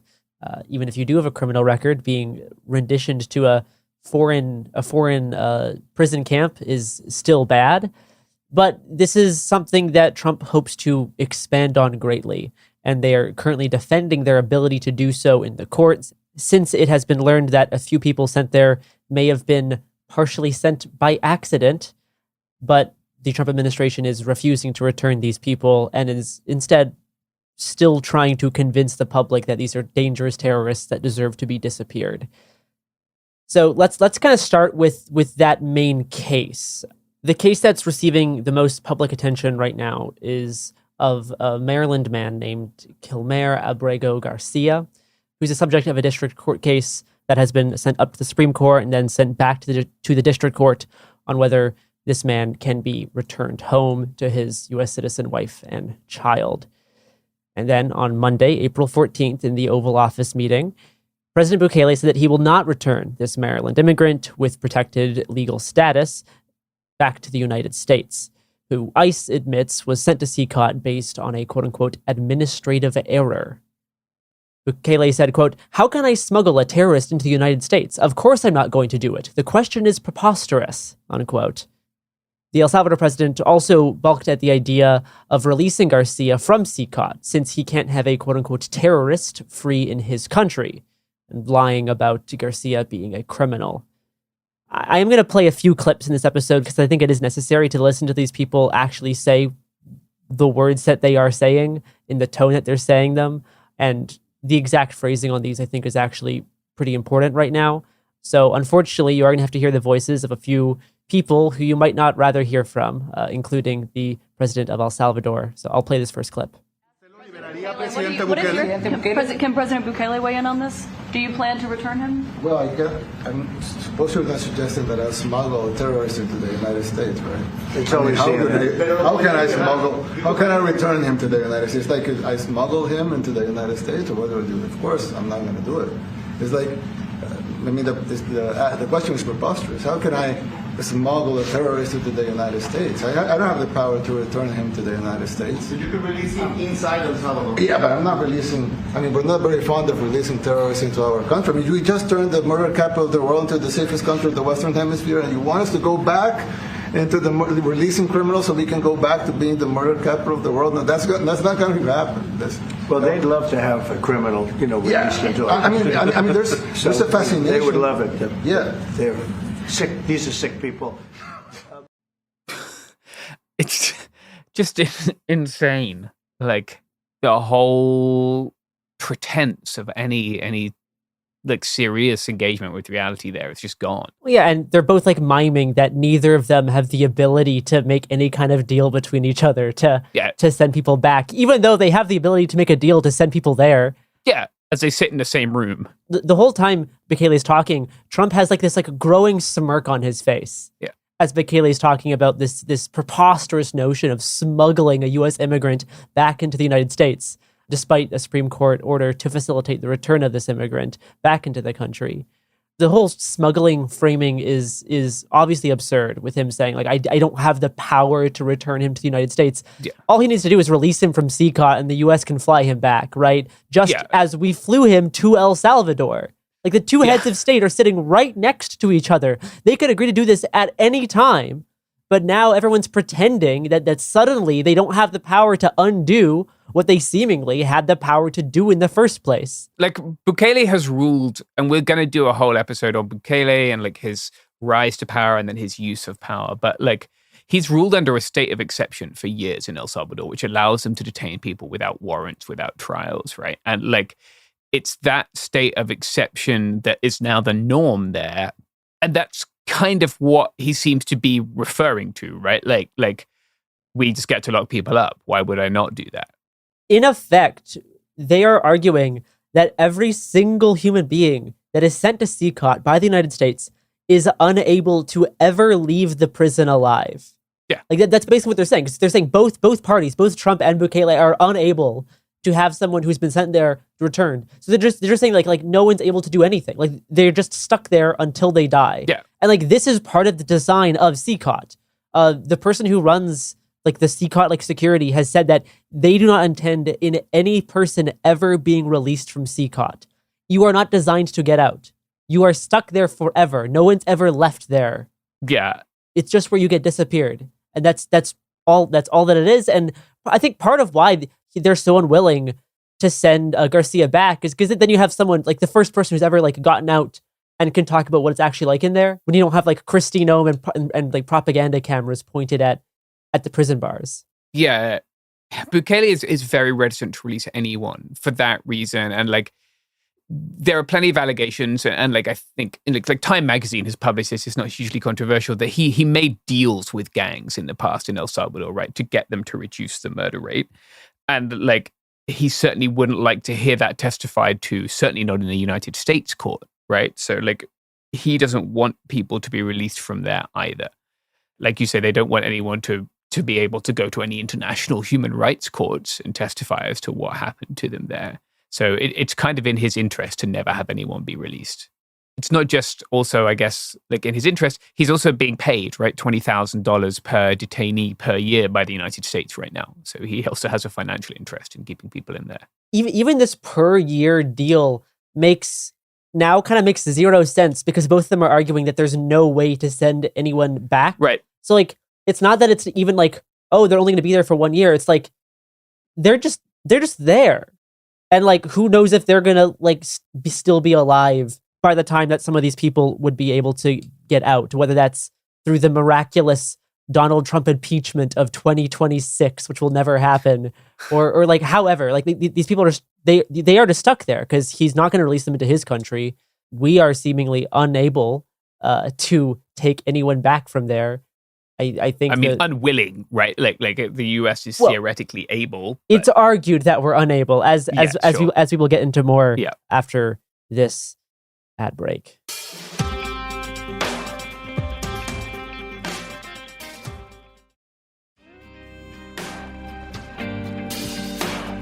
Okay, we are back. One thing that we've seen across the Trump administration the past 80 days or so, something that we saw very evident in this meeting, is that whenever a single person is asked a question about the outrageous, possibly illegal, possibly not, but just immoral or evil things that are being done, the first instinct is always to pass the buck on to someone else. We saw this a lot with Signalgate, how it was always someone else's fault. No single person could get like hammered down of being like, okay, you are the person that's going to be like accountable for this. And throughout this Oval Office meeting, eventually they started taking questions from journalists and reporters and propagandists who were in the room. And you saw this trend of, if someone asks Trump about what's going on, he passes the buck to Stephen Miller, who passes the buck to Bukele, who then passes the buck to Marco Rubio. And it's like this big circle of like, everyone's just talking around each other because no one really has the authority to speak on what's going on or how to fix this problem because they don't see it as a problem. So instead, they just talk in a circle. And I think Miller was one of the most effective at this. And unfortunately, we're going to play the longest clip in this episode, just under 2 minutes, from Stephen Miller, where he lays out the Trump admin's thought process and strategy behind what they are doing. And I apologize for this, but it is useful to hear from Himmler too. So here we go. With respect to you, he's a citizen of El Salvador. So it's very arrogant even for American media to suggest that we would even tell El Salvador how to handle their own citizens as a starting point. As 2 immigration courts found that he was a member of MS-13. When President Trump declared MS-13 to be a foreign terrorist organization, that meant that he was no longer eligible under federal law, which I'm sure you know, you're very familiar with the INA, that he was no longer eligible for any form of immigration relief in the United States. So he had a deportation order that was valid, which meant that under our law, he's not even allowed to be present in the United States and had to be returned because of the foreign terrorist designation. This issue was then, by a district court judge, completely inverted, and a district court judge tried to tell the administration that they had to kidnap a citizen of El Salvador and fly him back here.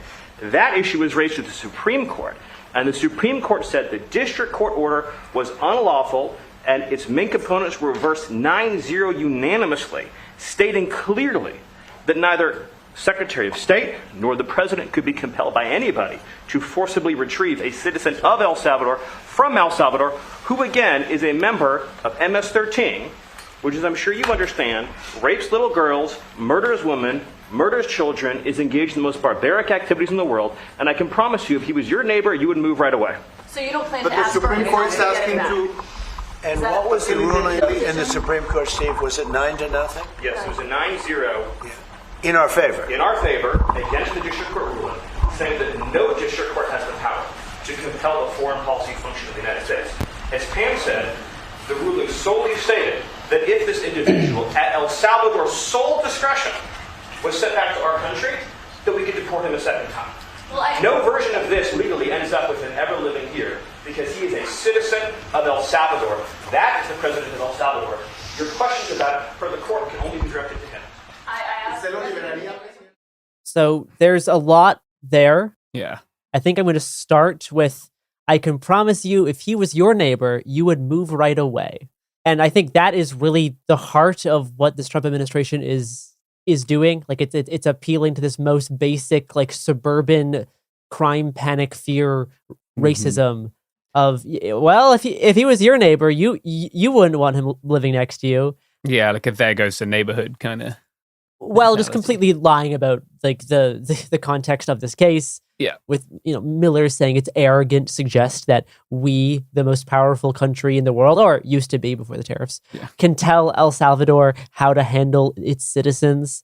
Falsely claiming that immigration courts deemed him a member of MS-13, which just is not true. Yeah.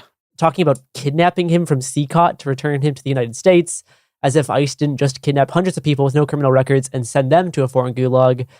And then also lied about the Supreme Court ruling, saying they found the district court order to return Garcia unlawful, and grossly mischaracterizing the scope of what the Supreme Court ruling was and how it was sent back to the district court to work out the details on what facilitate the return actually means. And again, I think like the one of the most telling parts is how he ends by saying, quote, "No version of this ever ends up with him living here." And yeah, like they're gonna look for any way to like make this test case work, right? And if they can do this to someone with protected legal status who is not a terrorist, who is not a actual MS-13 gang member, right? This is kind of ideal for them because that means they can paint anybody as a foreign policy threat enough to be sent to a foreign gulag. Then at the very end of the clip, he passes the buck off to Bukele to have him answer this question again, perfectly laying out their strategy. There's a lot to break down in what Miller said. It's also just kind of interesting how Miller is like amongst the press. He's not one of the people like sat on the couches supposed to be giving the press conference, right? He just kind of wades in to, I guess, like offer this opinion and kind of like be the kind of embassy of their response, I guess, in a sense. Yeah. I think crucially, like Abrego Garcia's protection was from being returned to El Salvador, right? Because he had been harassed by gang members when leaving El Salvador and when living in El Salvador. He's lived in the States since 2011, and he left El Salvador to flee harassment and abuse from gang members. Yeah, the gangs that he's been accused of being a part of. But like, it then follows that like it would be legal for them to deport him to a third country, right? And that is the path that they've followed with all the Venezuelan migrants, right? They've accused them of being members of Tren de Aragua. I have not seen a compelling case made that any of them are yet. I'm sure people from Tren de Aragua have come to this country, but no, they have not provided any evidence that the people they have sent to Secot are those people. No, like we've had like 14 people are like accused of some kind of like violent crime, like murder or rape. And the other like 275 do not have a criminal record whatsoever. Yeah, and the bulk of this is reliant on some kind of idea that they have entirely created from fiction that there are tattooing practices when one enters Tren de Aragua.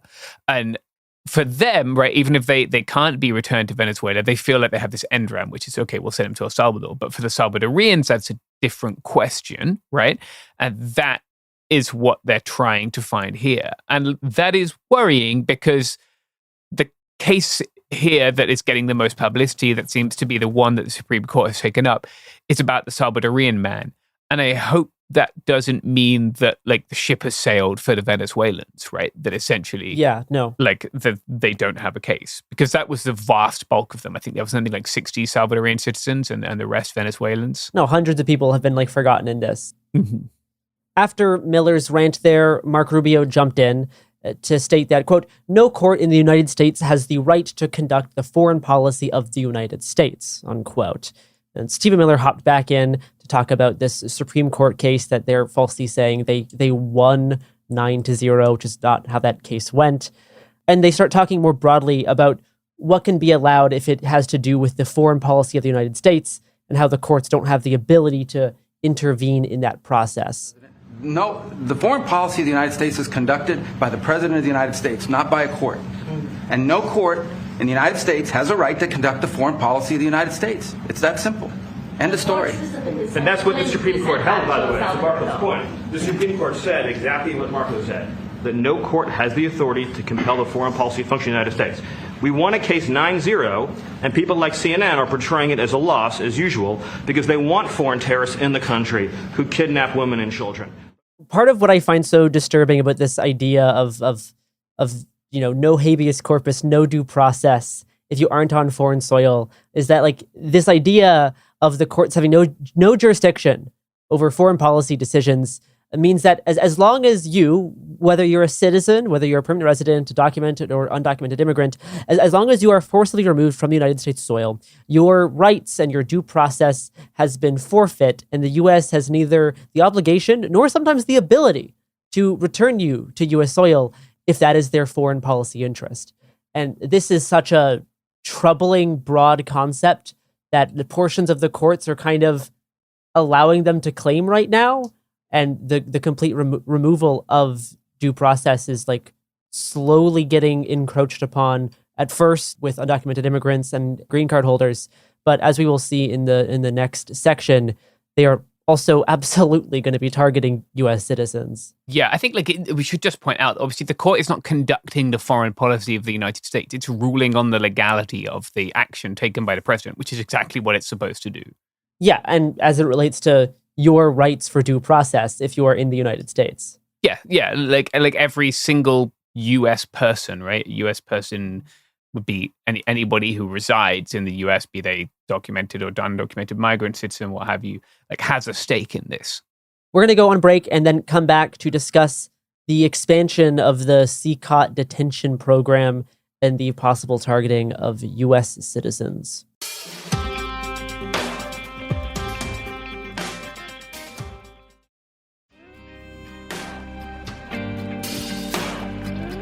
Okay, we're back.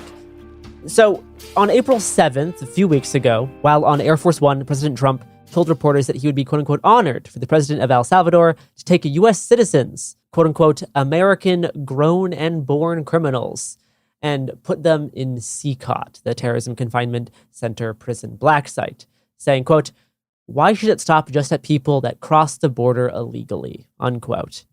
A few days later, the White House press secretary reiterated that this is something that Trump is discussing both publicly and privately. And later, during the April 14th Oval Office meeting, Trump said that if Salvador was to build more of these torture mega prisons, the United States would, quote unquote, help them out if the Trump administration could disappear more American immigrants and U.S. citizens to these prison black sites. Are you willing to pay for those facilities to be opened if new ones were going to be built? I'd do something. We'd help them out. Yeah, we help them. They're great facilities, very strong facilities, and they don't play games.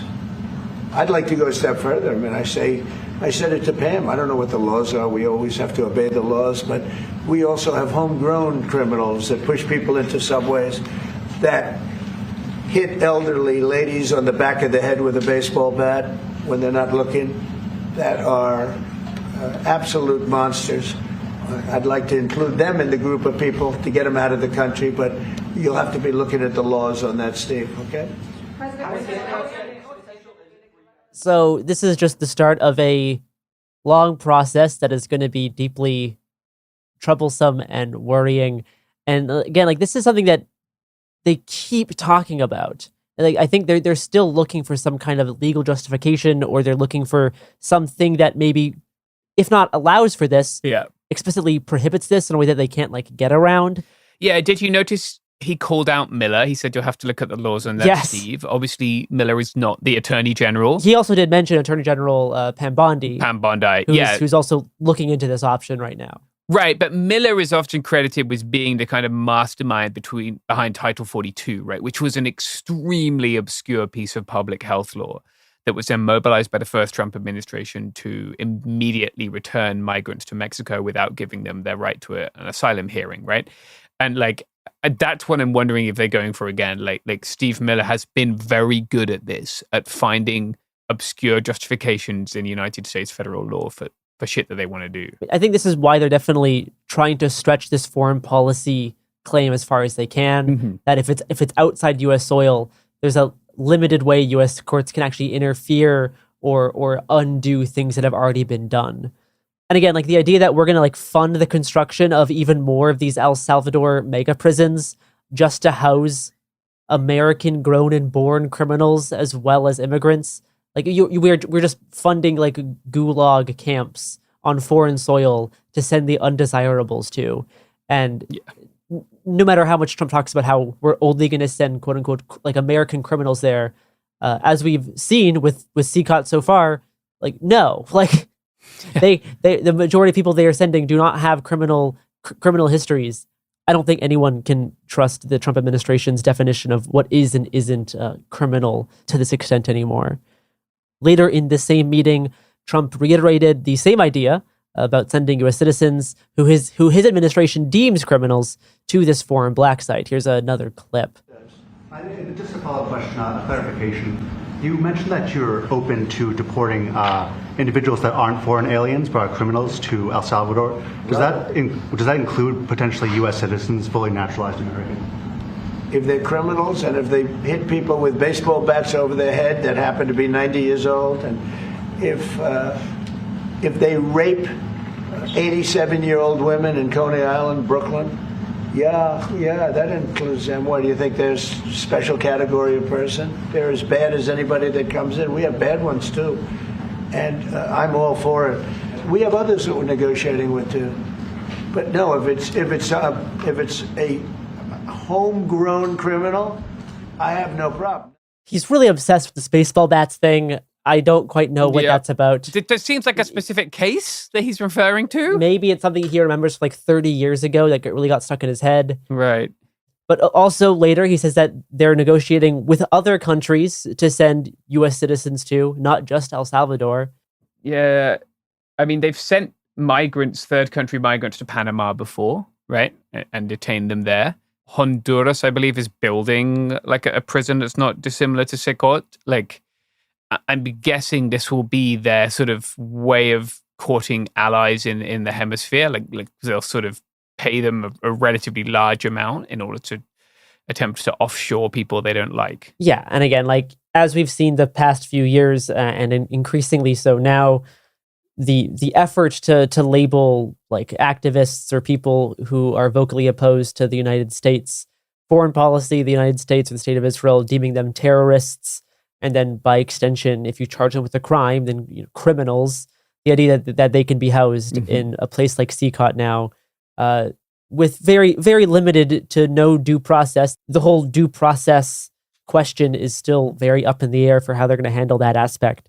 But you can't just take this as like, oh, that's just Trump talking. Like, no, this is something they like really want to do, and it's like one of the freakiest things that I've seen in like domestic U.S. politics in a long time. Earlier, Trump was recorded half whispering to Bukele, telling him that El Salvador needs to build 5 more Secot-style torture prisons to house U.S. citizens, as Trump says, homegrown criminals. Bukele replies that they will have enough room, and then the entire Oval Office laughs. Yeah, I said, homegrowns are next. The homegrowns. You got to build about 5 more places. Yeah, that's big. All right. It's not big enough. It's the bleakest clip I've like ever seen before. Yeah. Talking about how homegrowns are next, got to build 5 more places. Oh, we have enough space. Everyone laughs. And then Trump shows off the new gold frames for the portraits in the Oval Office. Yeah, it's like a dinner party joke for them.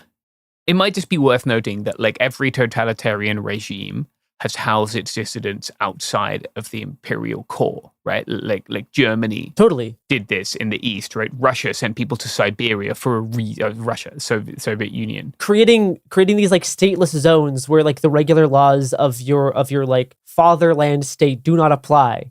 Right. And where the horrors are so far from the populace that the populace can't really grasp them. Yeah. No, this is like elementary school stuff. This is like the first thing you learn about is concentration camps and gulags and how that's like this symbol of evil.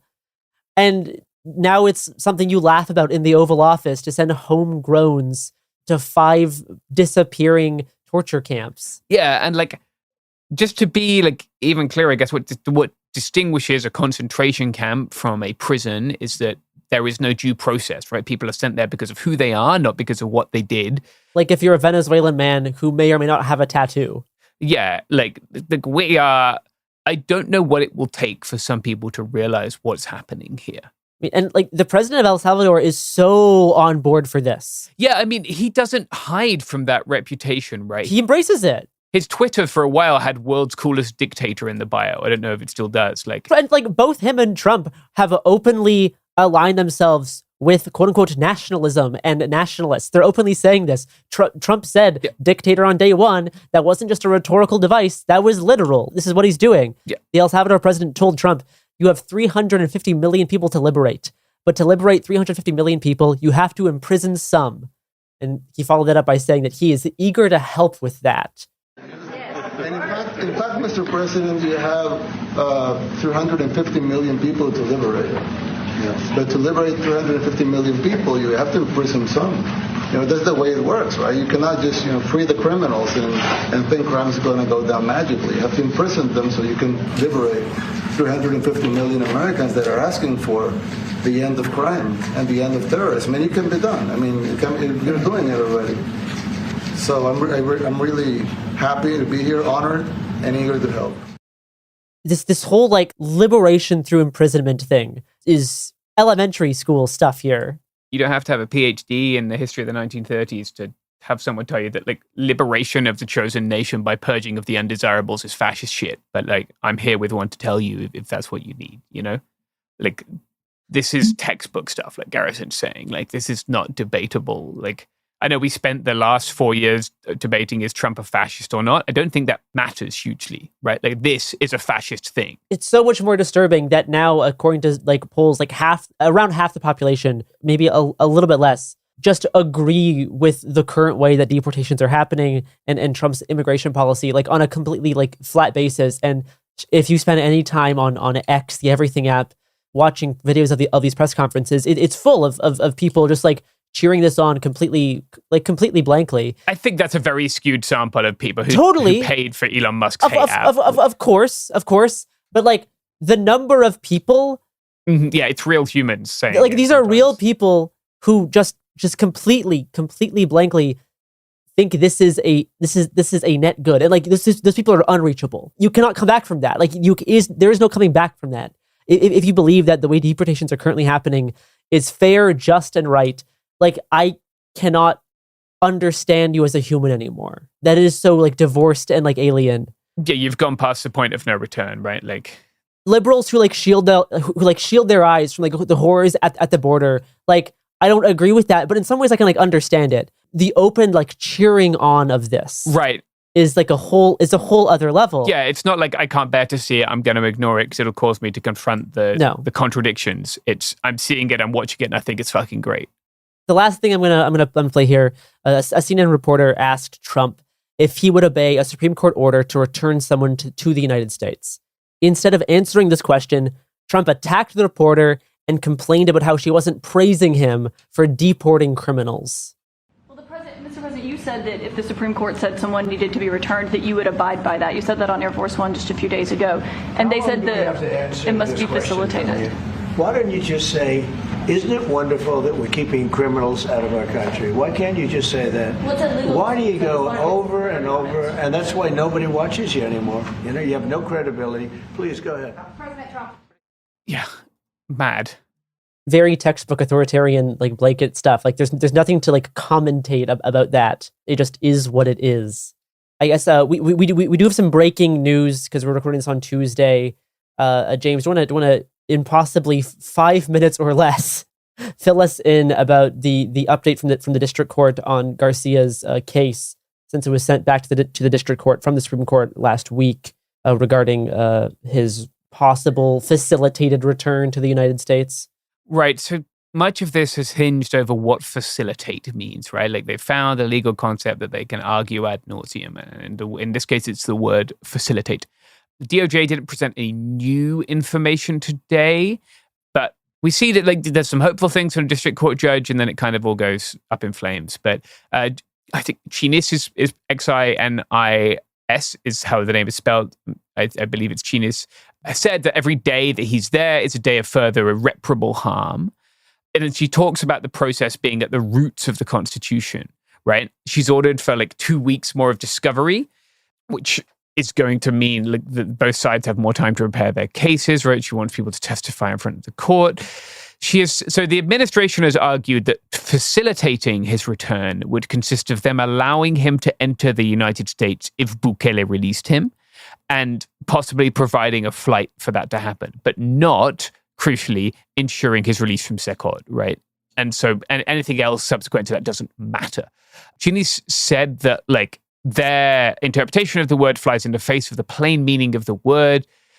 Quote, when a wrongfully removed individual is, and then I'm adding to the quote here, I guess, or context, she means when a wrongfully removed individual is taken outside the US, it's not so cut and dried that all you have to do is remove obstacles domestically. She also said, quote, to the Department of Justice here, you made your jurisdictional arguments, you made your venue arguments, you made your arguments on the merits, you lost. This is now about the scope of the remedy, right? This is a case that Miller is claiming they won. That's pretty unequivocal for a justice. Yeah. However, she does not seem to think that it is within her power to request his return from El Salvador. So she's calling for things to move quickly, right? They want to conduct depositions by the 23rd of April. She said, quote, cancel vacations, cancel other appointments. I'm usually pretty good about it. Not this time. I'm going to be available if you need to do it at odd hours or weekends. That's what I'm talking about. Anything short of a judge saying you have to go to Secot, remove him from the cell, put him on the plane and bring him back to America is going to be interpreted by the Trump administration to mean that they don't have to do that. Yeah, they're going to weasel their way around it the same way you heard Stephen Miller weasel his way around every question, and with truth being used as a flexible medium to shape a sculpture of their choosing. And like they've done that, right? The word facilitate, I think most people who are first language English speakers have a fairly good grasp of what that means. And it doesn't mean like remove barriers domestically. That's what they've gone for. The only way that he is getting out is a majority Supreme Court decision that is extremely explicit, that directs the Trump administration to go to El Salvador and remove him from that prison. I haven't seen anything to indicate that we're getting that anytime soon. And as the judge said, right, every day he's there, irreparable harm is done to him. And that's where we're at right now, right? With people arguing over the definition of a word as hundreds of people are locked up having done nothing wrong in a giant torture prison. And this is not the only person who we believe was quote unquote mistakenly sent. There's reporting today coming out of Documented New York. Yeah. Good outlet, by the way. A father of a 19-year-old legal immigrant from Brooklyn. This 19-year-old with no tattoos was kidnapped off the streets of New York. The quote from his father reads, quote, the officers grabbed him and two other boys right at the entrance to our building. One said, no, he's not the one. Like they were looking for someone else. One officer, to be clear. Correct. Yeah. But the other officer said, take him anyway, unquote. And now this father, exactly a month later, is still looking for his missing son who is disappeared into an El Salvador torture prison. Yeah, Jesus. Like I've said before on this show, like one of the things that I learned in the Darien Gap was how much people can care about their kids, and like this shit that I saw people do to ensure their kids had a better life, like broke my heart in a way that war hasn't, that like anything else I've seen in my life hasn't. And it's like honestly really hard for me to hear stuff like that and like not react, just being really sad or really angry. Like it's fucking brutal. Things are looking a lot more grim in my mind than they were when we recorded that Should You Leave the United States episode. I still think the things I said there, I stand by, and I stand by the only recommendation I have is to create options for yourself. And I think those options should be created as soon as possible, especially if your citizenship is a topic of debate according to the United States government. But even that will not keep you safe, as we've talked about today. And your options include creating networks to take care of one another, right? Like the things that will probably affect more of you than direct state violence are economic downturns, are recessions, right? Things like this, like those are things that you can take care of one another through. And like, you should plan to do that too. You should think about how you're going to pay your bills, how you're going to feed each other, how you're going to take care of your medical needs. Because I don't think that the world is going to want to keep doing business with a country that acts like this, and both economically and in terms of its conduct towards migrants. So like your plans don't have to be to leave. Like your plans should also include what to do if things get really bad, like in an economic sense. I'm not going to tell you what that means, but it's all the stuff we've already talked about, right? It's mutual aid. It's all the basic preparedness stuff that is not as big and scary as leaving the country, but is nonetheless like vital. We will continue to report on the Garcia case, other court cases regarding these 300 people rendition to El Salvador, and CCOT in the next few weeks. Yeah. Just to finish up, as things continue to get worse, people keep reaching out to us, which we appreciate. If you would like to, you can email us coolzonetips@proton.me. We will read it. We might not get back to you. Your email is not end-to-end encrypted unless the email that you're sending from is also encrypted. But you can reach out to us there. See you on the other side.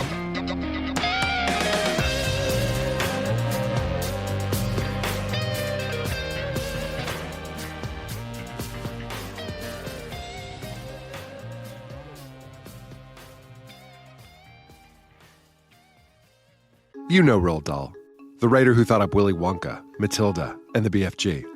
But did you know he was also a spy? Was this before he wrote his stories? It must have been.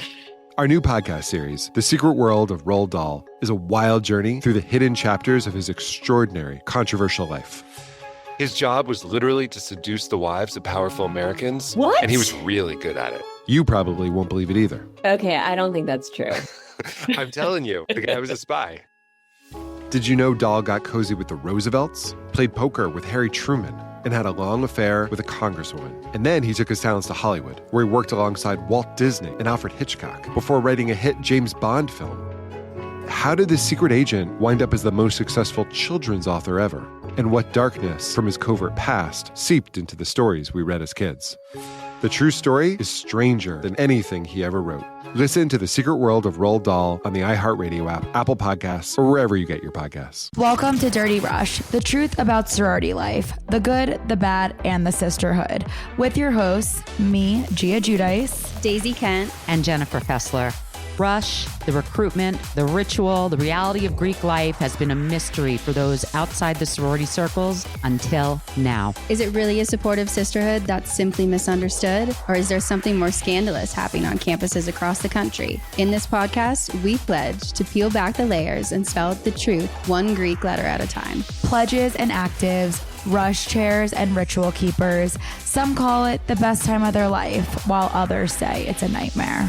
From a perfect rush to recruitment scandals, what is really going on behind the doors of those sorority houses from Alpha to Omega? We're taking you inside Sorority Row, including the chapter room, as we explore the fellowship and the frenemies. Let's get dirty.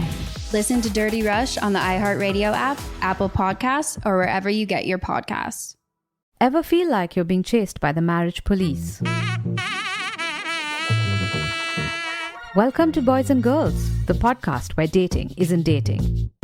Arranged marriage is basically a reality show, except the contestants are strangers and your entire family is judging.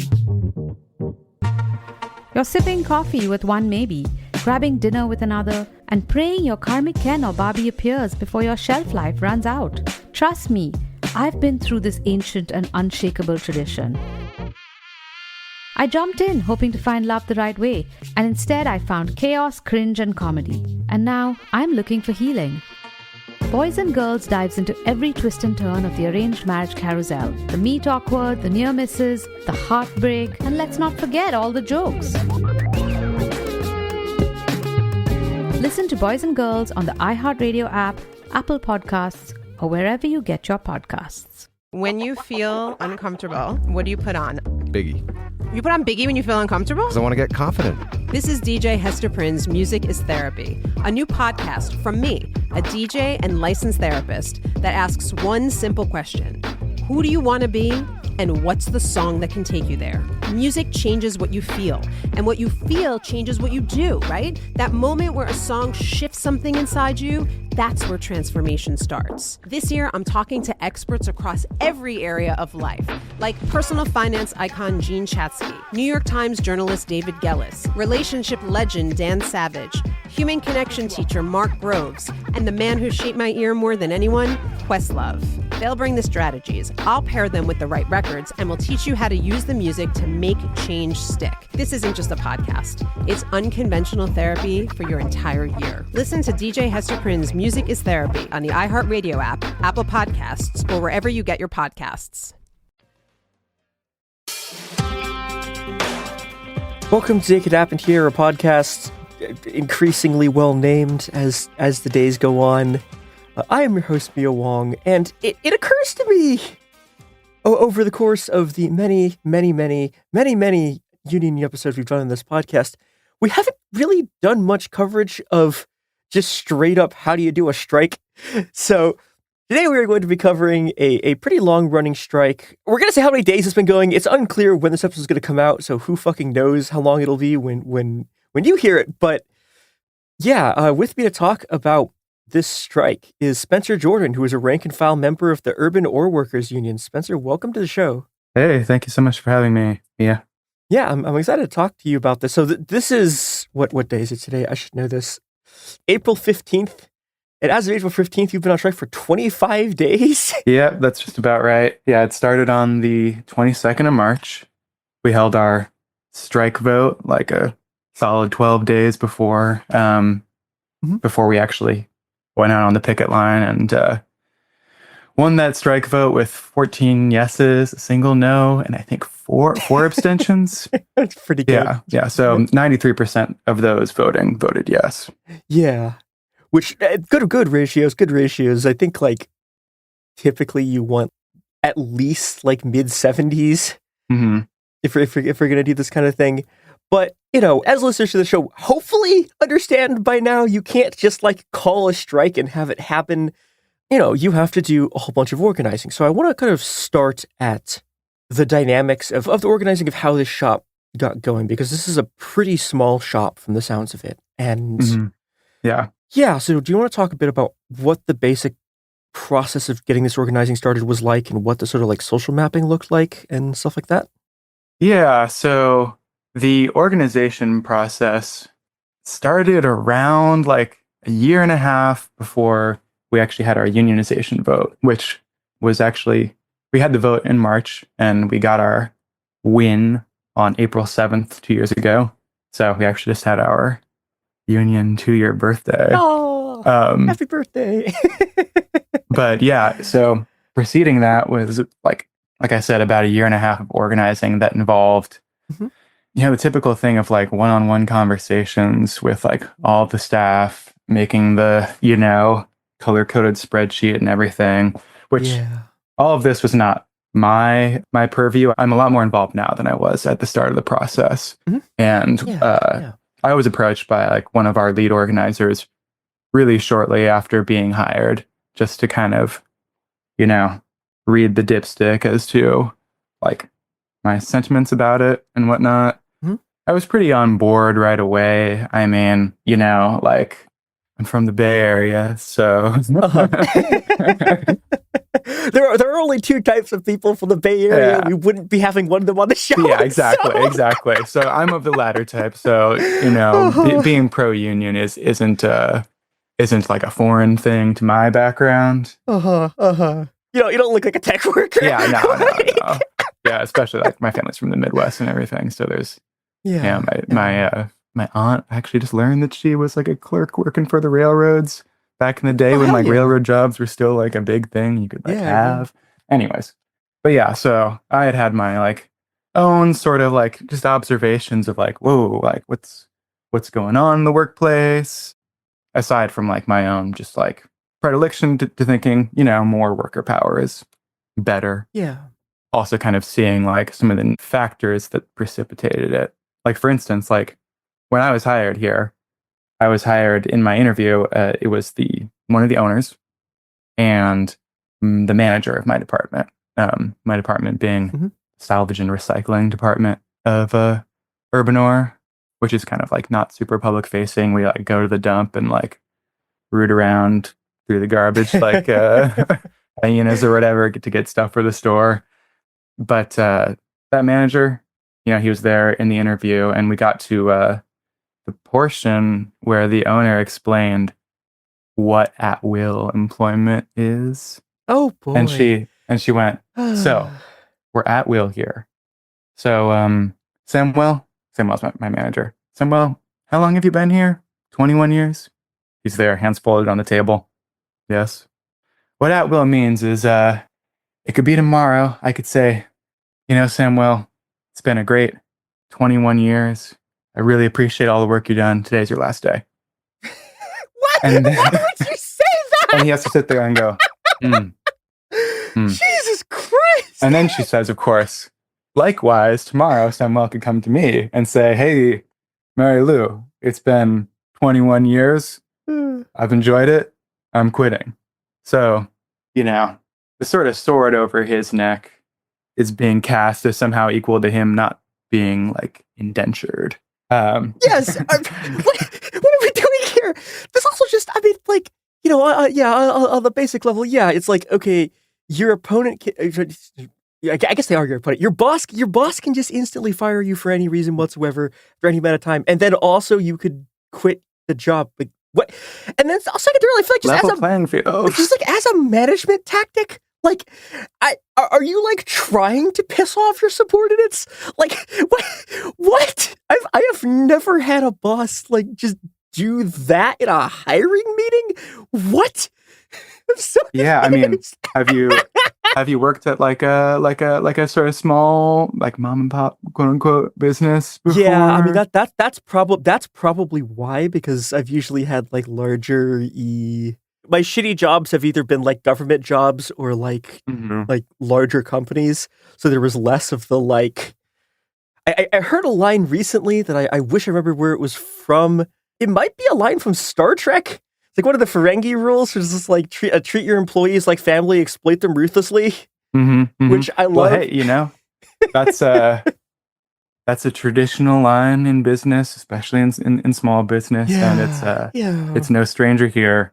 Yeah, that question of like wanting to piss off your subordinates or whatever. It's I don't know if pissing off is necessarily like the concern, but ownership here definitely. I've gotten the impression that they enjoy showing their power, and I've gotten the impression that the sort of like uncertainty and like my mom would call it jockeying for position that you have to do is a dynamic that I really can't say they, honestly, because the other owner, he hasn't been very active in the business since my hiring, but at least Mary Lou tends to lean on. That's kind of like the special quality that you get with like a small business and organizing in a small workplace is that like, you can see sort of in their public communications the way that like the Zucks and the Bezoses and the rest of them feel about their employees. And, you can get a sense of perhaps how they might act towards their employees if they like interacted with them on a daily basis.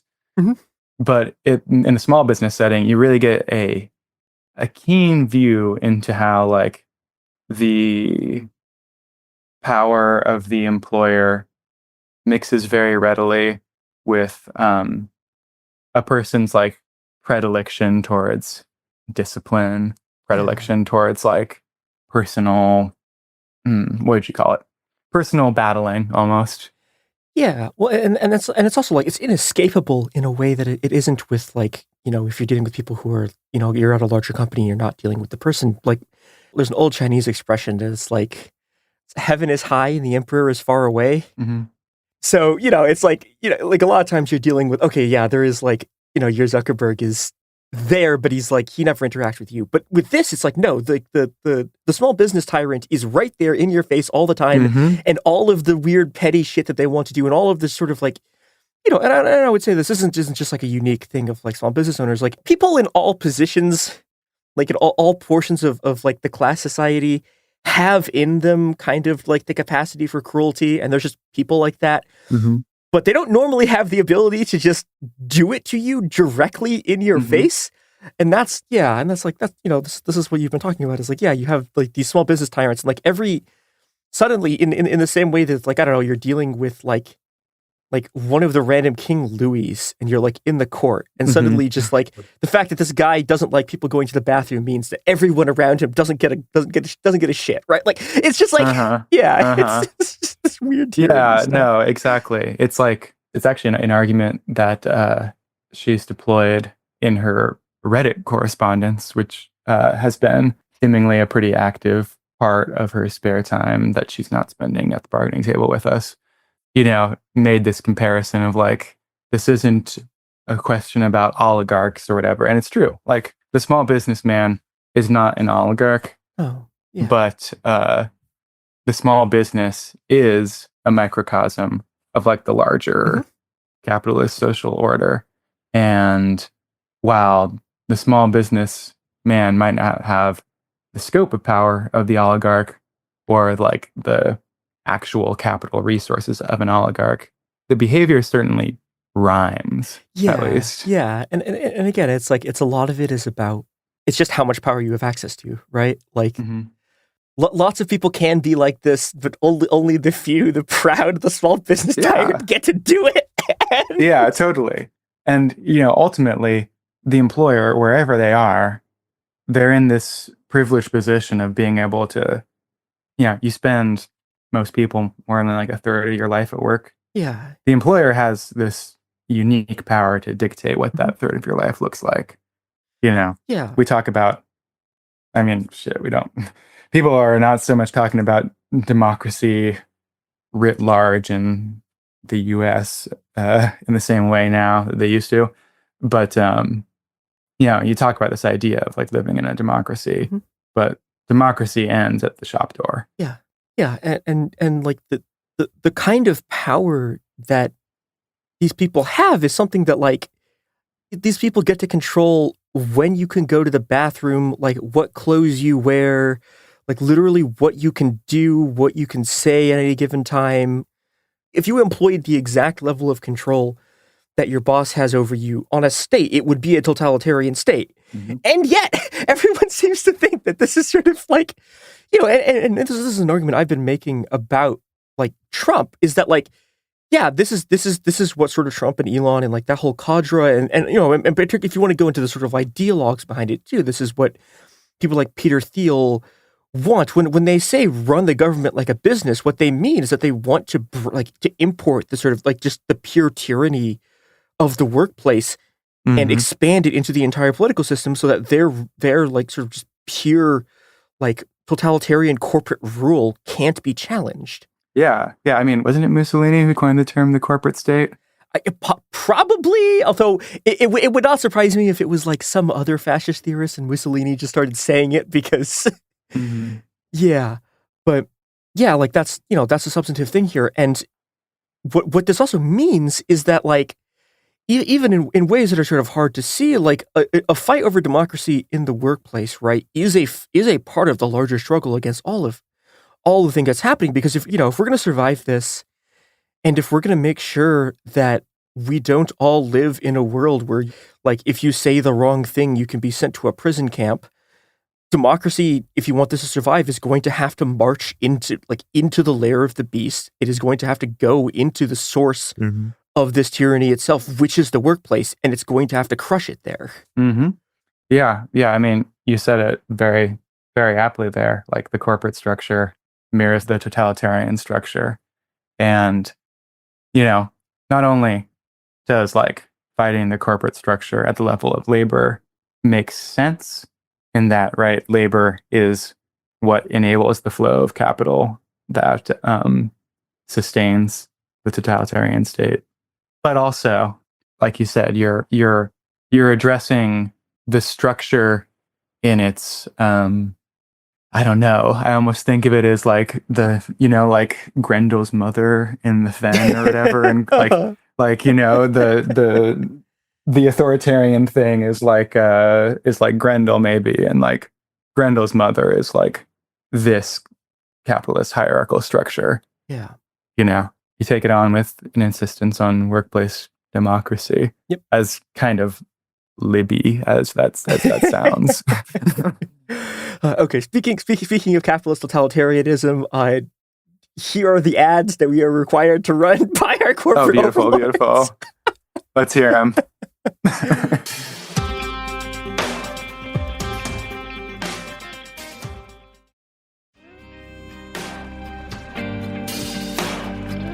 And we are back.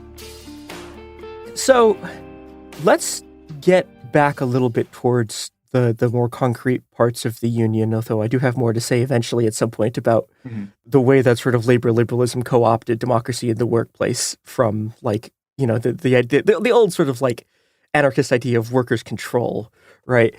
But okay, so one thing I wanted to talk about before we sort of get into the more formal stuff about the strike is I'm really interested to hear you talk about what the process of kind of onboarding you to get more involved in the union is, because this is something that like, okay, every functional union wants to do this. Like if your union is not trying to bring people, like its members, like more to get more involved in the union and become more of the people becoming like core organizers and becoming, you know, like the people who are doing your bargaining, the people who are doing your thing, like your union is, there's weird shit about it and you should probably like be looking into that. But it's pretty hard. So yeah, can you talk a bit about the process of like how you were brought in and what sort of worked and what didn't? Well, I think ultimately like the easiest thing is a sort of ramping up degree of like responsibility within the organization, right? So like at the start, I would come to some of the meetings, I would miss some of them. I would be like, oh, I'm fucking so busy with whatever is going on in my life. And, you know, I was supportive and sort of involved, but, you know, I wasn't like, I mean, I certainly wasn't doing things like this. And, you know, eventually, one, we like kind of persisted as a union over a longer period of time. The necessity of involvement became more like obvious to me, right? And that's a hard ask, you know, like you're organizing, you want momentum and you want to be able to change your conditions for the better as soon as possible. Yeah. And with Urban Noir, you know, lots of workplaces that need unionization have high turnover, right? And Urban Noir is no different. And so I saw, you know, like some of the more committed elements of the bargaining unit be fired or quit or whatever. Yeah. And, you know, they would be replaced with other people and you have to begin the work of organizing over again. And with some of them you succeed, with some of them you don't. Yeah. You know, you have different dynamics. I feel like the hiring procedures may have changed a little bit after we won our election. But, you know, I can't say that for certain. So the sort of like necessity of like keeping that like flame going, especially after we had won the election, we were in contract bargaining for a long period of time, made me feel like a sort of sense of like, I need to be more active in this because like this is an important struggle. And like, I see our like main organizers taking on like a fuckload of work and like needing more voices at the table, needing more people to be more involved.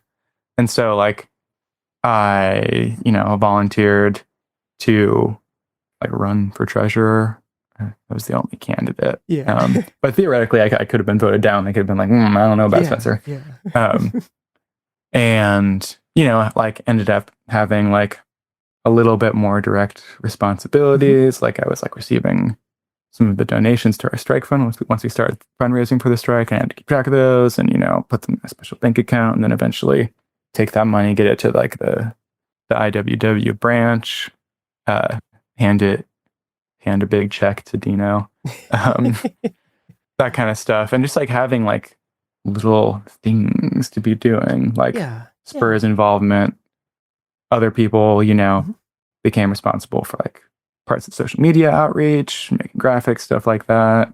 And also like sort of, I guess, giving people the opportunity to leverage their individual connections within the workplace, because every workplace is like cliques and groups and subgroups and all that, to leverage those connections in like service of bettering everyone's conditions.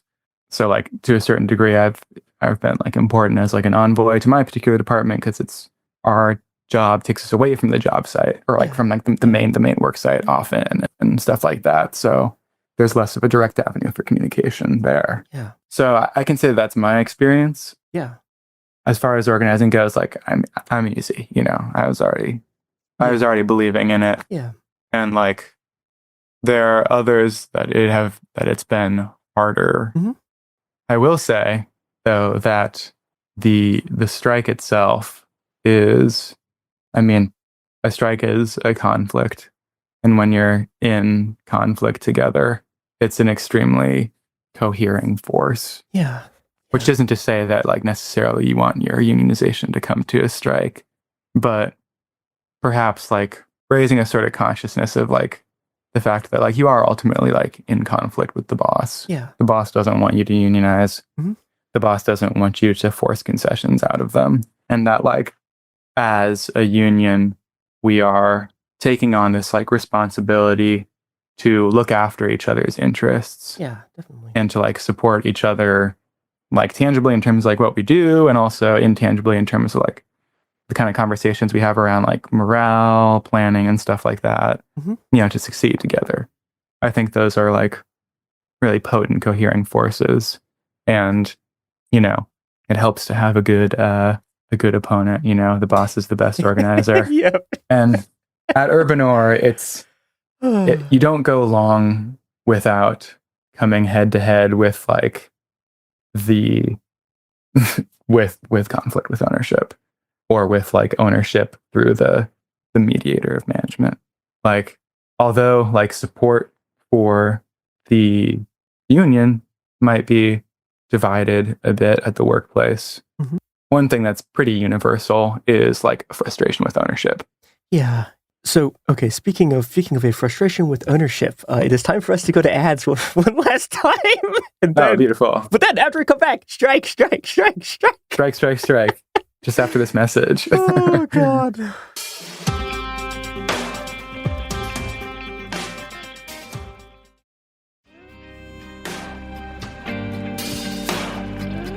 Okay, we are back from a bunch of people who almost assuredly do not want you to go on strike, but yeah, so let's get into the process of how you actually organize a strike.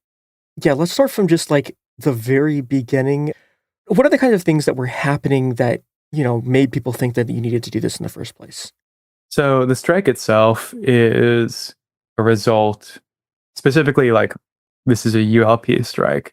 So it's in response to something that falls under the category of unfair labor practice according to the National Labor Relations Act. And it's, you know, backed up by charges filed with the board, mm-hmm.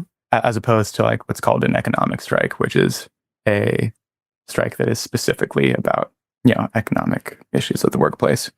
So the specific ULP that's being cited for our strike is bad faith bargaining. And for us, what that's looked like is 2 years of completely stalled negotiations where we are basically being faced with a take it or leave it offer of the status quo mm-hmm. in the vast majority of our proposals. Yeah. Bargaining is very, very slow, and ownership has held tightly to the offense at us having unionized at all, which to my understanding is pretty typical of small workplaces. The ownership takes it very personally, mm-hmm. and that personal feeling of betrayal or whatever becomes like a stumbling block in the negotiation process. I know that was the case with Moe's, this bookshop in Berkeley that also unionized with the IWW. Hell yeah. So, you know, we've had our whole proposal on ownership's table for a year and a half now. Mm-hmm. We had started with bargaining proposal by proposal. They said, well, how can we possibly agree to any of this without understanding the full context, especially the economic context? Oh my God. And so we gave them the full proposal, and they said, oh my God, how do you expect us to read all of this in time to bargain? This is way too much. How are we going to evaluate this all? Oh my God. We got to do a proposal by proposal. So it's been really unclear to us if ownership has even actually like read the entirety of our collective bargaining agreement that we put on their desk. Yeah. I know that in the past, the lawyers have said things like, "Oh, my eyes glazed over when I read your email, so I missed such and such part of it." That's literally your job. Yeah. Yes. You're a contract lawyer. You have one job. Yeah, you would think like a lawyer would have like a little bit more than like Jesus beyond like a tweet-sized reading capacity, but well, they give anyone law degrees. yeah. Or like ownership saying like, "Well, I just thought it was so ridiculous. I didn't feel the need to read all of it." Stuff like that. Oh my God. Just these read as bad faith bargaining. Yeah, that's bad by like the standards of like normal. It takes 2 years to do a fucking contract because they're just not doing shit. Like, good Lord. Usually in those long contract negotiations, by 2 years at least, there's like been some progress. Yeah. Like, they've read the proposals. Like, yes, okay. Will your boss show up to your meeting an hour and a half late because they didn't bother to look through the proposals until literally right at the time the meeting was going to start? Yes, but will they have done it? Usually, yes. Oh, yeah, God. and in fact, in the sort of company propaganda where they're claiming that this like bad faith bargaining charge has no grounds, they're like, ownership has come to like 25 to 30 bargaining sessions, neglecting to mention there have been somewhere in the range of like 50 to 60. And of course, half of them. maybe they've shown up to more than half. I don't want to be libelous, but yeah, but still, like, if at the point at which you are failing to show up for any bargaining session, I think you can like I have always advocated that if management doesn't show up to a bargaining session, you should just be allowed to take the company because clearly they're not serious about it. But hey, they've been talking about a worker co-op for 20 years. Non-reformist reforms. But yeah, so those kind of things, and then like finally, like one of the bigger precipitating factors is like, we've been trying to bargain over economics. Ownership has implied a lot of times that they cannot afford to pay what we're asking. They say it'll ruin the company. They say the company will go bankrupt. They say it's unsustainable. They say this and that. And then when they get to the table, they say, we have never and will never argue inability to pay. Because the thing is that to say inability to pay, right, it obligates you to furnish information to prove that. And they, for whatever reason, do not want I wonder why. Furnish financial information. So these have been some of the sticking points, and that's why we've been out on the picket line for about 3 weeks now. Still waiting for them to come to the table. God damn it. So, okay, let's talk about like the process of like how the discussions went for doing this. What did those sort of look like, and how did you sort of just like plan this thing out? Well, I guess the process towards like deciding that it needed to come to a strike was like, that is a sort of thing that builds over a long period of time. You see ownership doing bad faith bargaining, you go, what more conciliatory approaches can we take first? Can we try this? Can we try offering this to make, can we try this display of good faith? Can we offer this compromise? One of the things that was a big part was of some of the not exactly contract related discussions, but like ownership has been talking for a long time about a co-op transition that has never happened. It's been 20 years. And, now that we've unionized, they're like, our people who we were talking to about doing the co-op thing, they don't work with unions. And so the only way there's ever going to be a co-op is if the union goes away. And so in response to that, we said, well, we're totally open to a transition to a co-op that involves the union. And here's such and such organization. It was our lead negotiator who actually provided the information. So I don't remember the name of the organization, but here's such and such organization that actually specifically deals with union co-op workplace transitions. Was not received with interest. So it's like you mass this catalog of bad faith bargaining, and you end up in your strategy discussions with the whole unit, testing the waters of like, when is too much? What's our red line that we need to take more direct action? And what that began with for us was first, well, if we're gonna have a strike, we need funds for it. The IWW is an organization that affords its unions a lot of freedom and a lot of mutual support and solidarity is not an organization with a huge amount of money. And so we did start with trying to get like a sense of like what we could get from, the branch's reserve. And we moved on from that to how we were going to fundraise and stuff like that. So we held informational pickets that had donations. We sold shirts, posters, stuff like that. We held like a big strike fundraiser. Hell yeah. I think something around like a month in advance of that makes sense. or it was maybe like a month and a half in advance of our strike. We also gave management like a courtesy notice about this so they could pass it on to ownership, saying, hey, we've started fundraising for a strike, in the hopes that like being aware that we're taking active preparations to go on strike would facilitate bargaining. Sometimes it works. I've seen it before. Sometimes it works. Yeah. And sometimes you end up on a podcast talking about how it didn't. Look, you never know until you try. Yeah, you never know. But we did give them that sort of early warning, and our readiness to strike kind of like depended then on like where we were at in the fundraising process. Yeah. So we continue sort of soliciting donations, reaching out to various organizations in the area that are, pro labor. We talked to like DSA and whatever, because, they have their like workplace organizing committee. Yeah, I think it's EWOC. Yeah. Yeah. And various other, organizations that are pro labor. And once we got to a point where we felt like we were reasonably like prepared to sustain a open-ended strike, because that's what we're doing. This is a strike with no set end date. Then we announced our intention to hold a strike vote. We held our strike vote. Strike vote passes. The ownership was made aware at the bargaining session before the strike vote. So it was like the Monday before the strike vote, which is on, I think, like a Saturday. So in total, it was like around maybe like 2 weeks and change that they knew like definite possibility. Passed the strike vote. 12 days later, the strike begins, with unfortunately no bargaining in between. Oh, good Lord. Yeah. The whole way, you hope that they'll come to the table. You hope that they will come to their senses.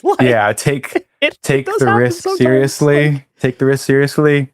And unfortunately, this is not what's happened here. Yeah. And I think part of that is maybe an age thing here. Ownership is in their 80s, and they've pretty consistently held the view that like the union is like a bunch of young people who don't know what the hell they're talking about, even though like the age range of our union spans the age range of the workplace. We've got people in their 50s and 40s and 30s and 20s, that's which is of course the problematic group. But the young radicals. So there's been this sort of patronizing attitude that I think has resulted in like a real strategic failure on their part to seriously prepare for the strike or, bargain to avoid it. Yeah. One more fundraising thing that I just want to mention this for people. If you're trying to fundraise for your own thing, something we've had a lot of success with up in Portland is getting bands to do benefit shows. So like, because it's Portland, right? Like the local hardcore scene has a lot of bands that, are just supportive of stuff. And we've done this for a whole bunch of different causes. And this can also be a good way to just sort of do fundraising things that are fun and also raise morale because, you're doing the show. Yeah, I was hoping to have that be more of a thing with our fundraiser, but it can be hard to organize sometimes. Yeah, the people I knew didn't get quite the response I was hoping from the community. If you are a hardcore band, if you are a band in Berkeley, there's still time. I believe in you. That is totally a good option. What we did, we ended up doing there was music, but it was also like one of our organizers is really into cooking. He like did like a barbecue thing. Sold food, stuff like that, and had a raffle. A raffle is a great way to fundraise. For us, we like raffled off like stuff we have, But honestly, you can even do like a straight monetary raffle is still a great fundraising tool, where everyone puts in money, the winner, the top 3 winners or whatever, get like a certain percentage of like the total pool, and the rest of the pool is to the cause. It's really simple, really effective. Yeah. There's a reason, it's not good, but there is a reason why a whole bunch of state education budgets are funded by the lottery. Like it does work, and we're the people doing it love to gamble. much better. Yeah.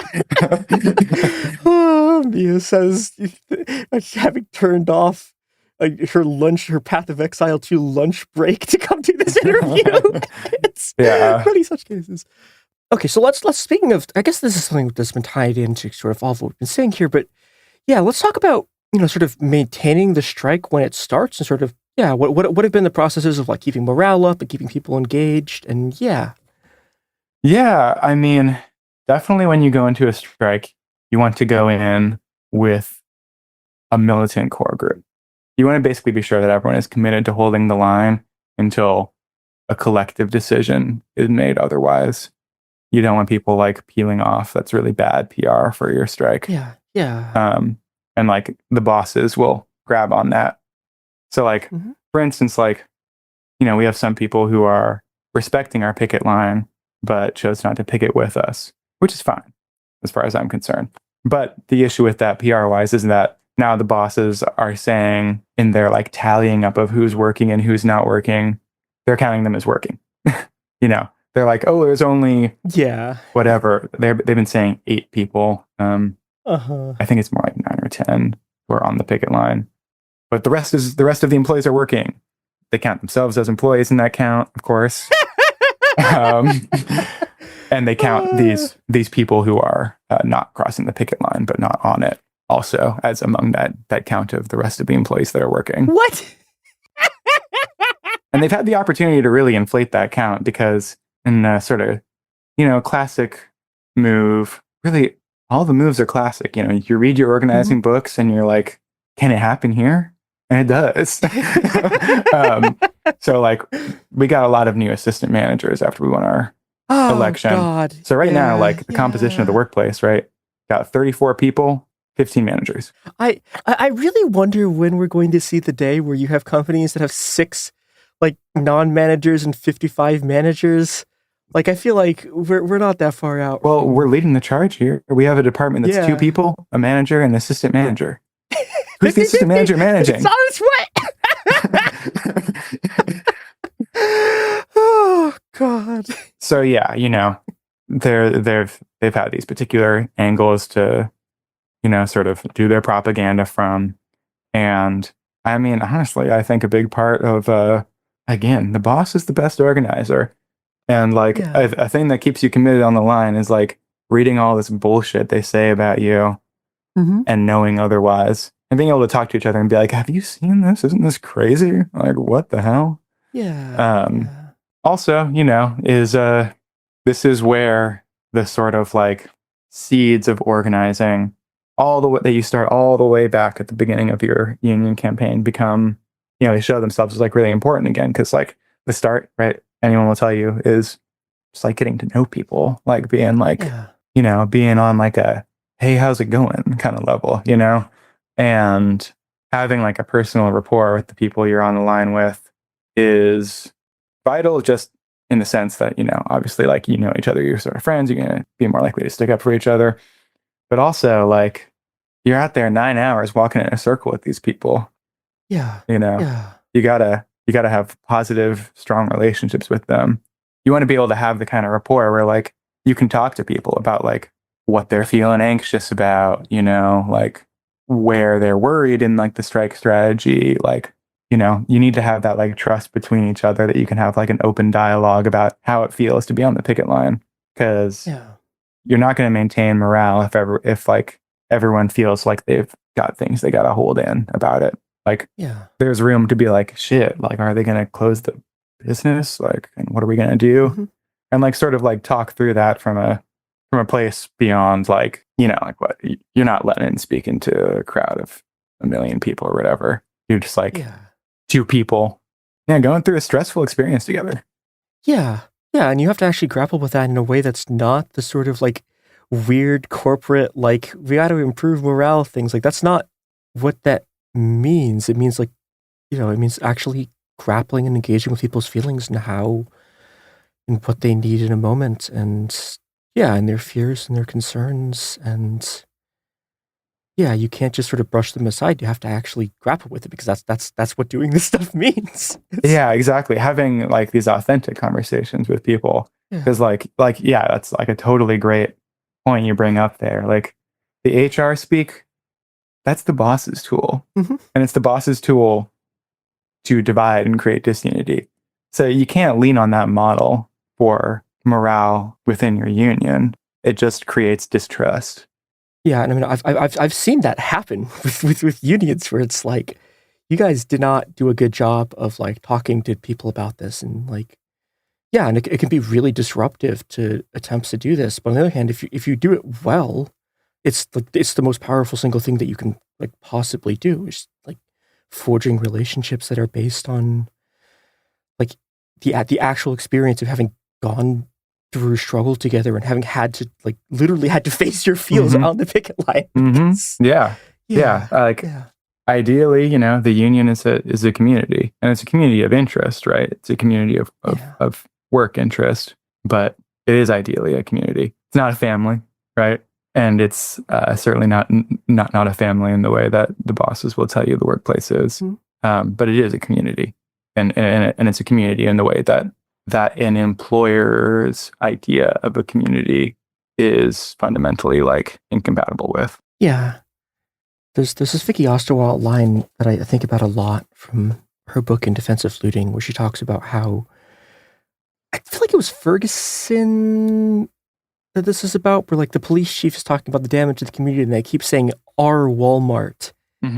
It's like going into a Walmart and buying something is not a community, right? Like, they like that, like those kind of relations are not actual community relations. But when the bosses talk about community, that's what they mean. They mean like our collective community Walmart.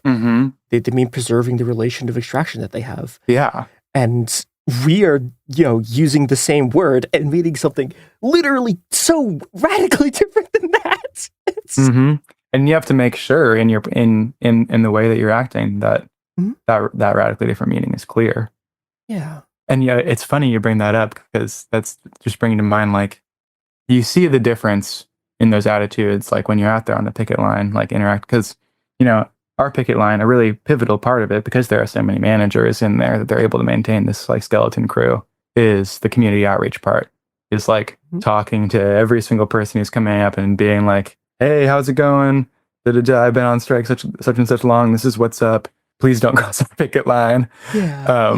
And, I've noticed you get this real funny situation where there are the people who are like, I've shopped here for 20 years. You don't know what the hell you're talking about. I don't know you. And I have to be like, well, I'm normally at the dump getting the merchandise you're buying. But, and who attribute everything that they like about the business to the bosses. Yeah. And then there's the other part of the community that is coming by frequently and like hanging out with us on the picket line. I pet the dog and we chat about what's going on. They're like, how's the strike going? They're like, I know it's been rough on you guys for such and such. And like, these people are our shoppers too, right? But they like, it highlights that like sort of divide in like what you think of as like community and your responsibility to your community. Because like these people also love Urban Orr and come here all the time, but they recognize that like it's the workers at Urban Orr that create it every day, And it is a company that was like founded by an individual. The individual still owns it. He did found it with his labor and all that. He did the labor, back when it was, only a few people and stuff like that. But ultimately, a business, like any sort of social phenomenon, has to be constantly recreated in order to exist. Yeah. And like the people who do the work that makes it more than just like a room full of garbage are us. And a lot of the like regulars recognize that, and a lot of them, flip me off as they cross the picket line, whatever. I think this is a good place to sort of start coming to a close this is a fundamental question about what the nature of our society is going to be, right? Like, is the fundamental nature of our society that a community is a bunch of people who buy things and a bunch of people who make money from you buying things and who make money from the labor that you do, right? And then take credit for the labor and take credit both financially for the labor and in public for the labor, right?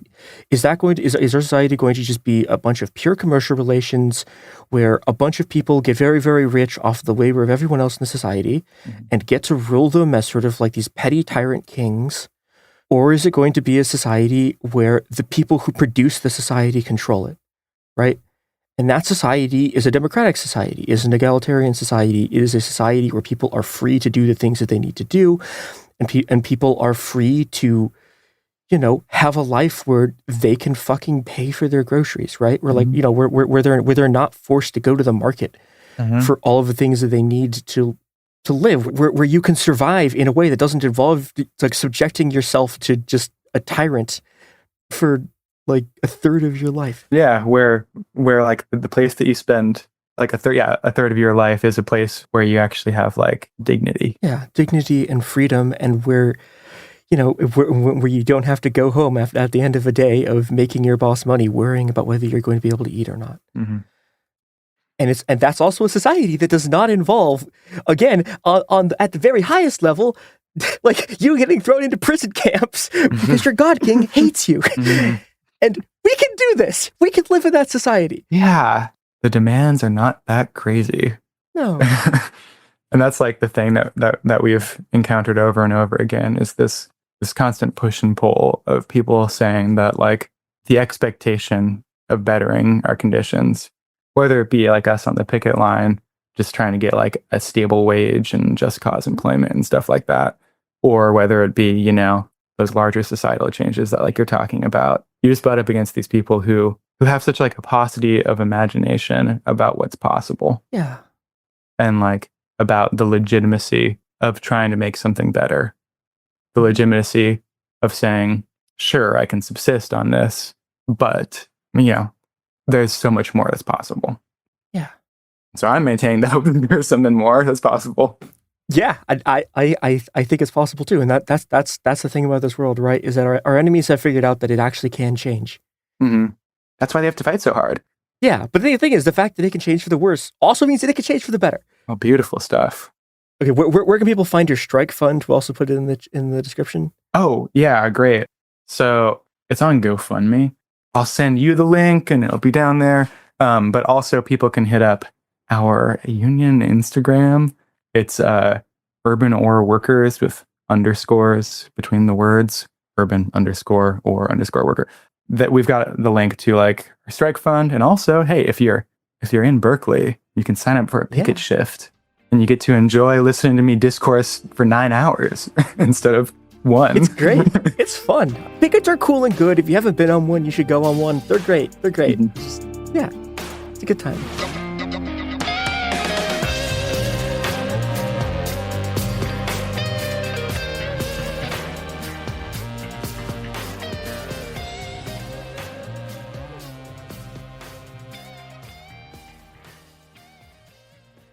You know Roald Dahl, the writer who thought up Willy Wonka, Matilda, and the BFG. But did you know he was also a spy? Was this before he wrote his stories? It must have been. Our new podcast series, The Secret World of Roald Dahl, is a wild journey through the hidden chapters of his extraordinary, controversial life. His job was literally to seduce the wives of powerful Americans. What? And he was really good at it. You probably won't believe it either. Okay, I don't think that's true. I'm telling you, the guy was a spy. Did you know Dahl got cozy with the Roosevelts, played poker with Harry Truman, and had a long affair with a congresswoman? And then he took his talents to Hollywood, where he worked alongside Walt Disney and Alfred Hitchcock before writing a hit James Bond film. How did this secret agent wind up as the most successful children's author ever? And what darkness from his covert past seeped into the stories we read as kids? The true story is stranger than anything he ever wrote. Listen to The Secret World of Roald Dahl on the iHeartRadio app, Apple Podcasts, or wherever you get your podcasts. Welcome to Dirty Rush, the truth about sorority life, the good, the bad, and the sisterhood. With your hosts, me, Gia Giudice, Daisy Kent, and Jennifer Fessler. Rush, the recruitment, the ritual, the reality of Greek life has been a mystery for those outside the sorority circles until now. Is it really a supportive sisterhood that's simply misunderstood? Or is there something more scandalous happening on campuses across the country? In this podcast, we pledge to peel back the layers and spell the truth one Greek letter at a time. Pledges and actives, rush chairs and ritual keepers. Some call it the best time of their life, while others say it's a nightmare. From a perfect rush to recruitment scandals, what is really going on behind the doors of those sorority houses from Alpha to Omega? We're taking you inside Sorority Row, including the chapter room, as we explore the fellowship and the frenemies. Let's get dirty. Listen to Dirty Rush on the iHeartRadio app, Apple Podcasts, or wherever you get your podcasts. Ever feel like you're being chased by the marriage police? Welcome to Boys and Girls, the podcast where dating isn't dating. Arranged marriage is basically a reality show, except the contestants are strangers and your entire family is judging. You're sipping coffee with one maybe, grabbing dinner with another, and praying your karmic Ken or Barbie appears before your shelf life runs out. Trust me, I've been through this ancient and unshakable tradition. I jumped in hoping to find love the right way, and instead I found chaos, cringe, and comedy. And now I'm looking for healing. Boys and Girls dives into every twist and turn of the arranged marriage carousel. The meet awkward, the near misses, the heartbreak, and let's not forget all the jokes. Listen to Boys and Girls on the iHeartRadio app, Apple Podcasts, or wherever you get your podcasts. When you feel uncomfortable, what do you put on? Biggie. You put on Biggie when you feel uncomfortable? Because I want to get confident. This is DJ Hester Prynne's Music is Therapy, a new podcast from me, a DJ and licensed therapist that asks one simple question. Who do you want to be? And what's the song that can take you there? Music changes what you feel, and what you feel changes what you do, right? That moment where a song shifts something inside you, that's where transformation starts. This year, I'm talking to experts across every area of life, like personal finance icon Jean Chatzky, New York Times journalist David Gellis, relationship legend Dan Savage, human connection teacher Mark Groves, and the man who shaped my ear more than anyone, Questlove. They'll bring the strategies, I'll pair them with the right records, and we'll teach you how to use the music to make change stick. This isn't just a podcast. It's unconventional therapy for your entire year. Listen to DJ Hester Prynne's Music is Therapy on the iHeartRadio app, Apple Podcasts, or wherever you get your podcasts.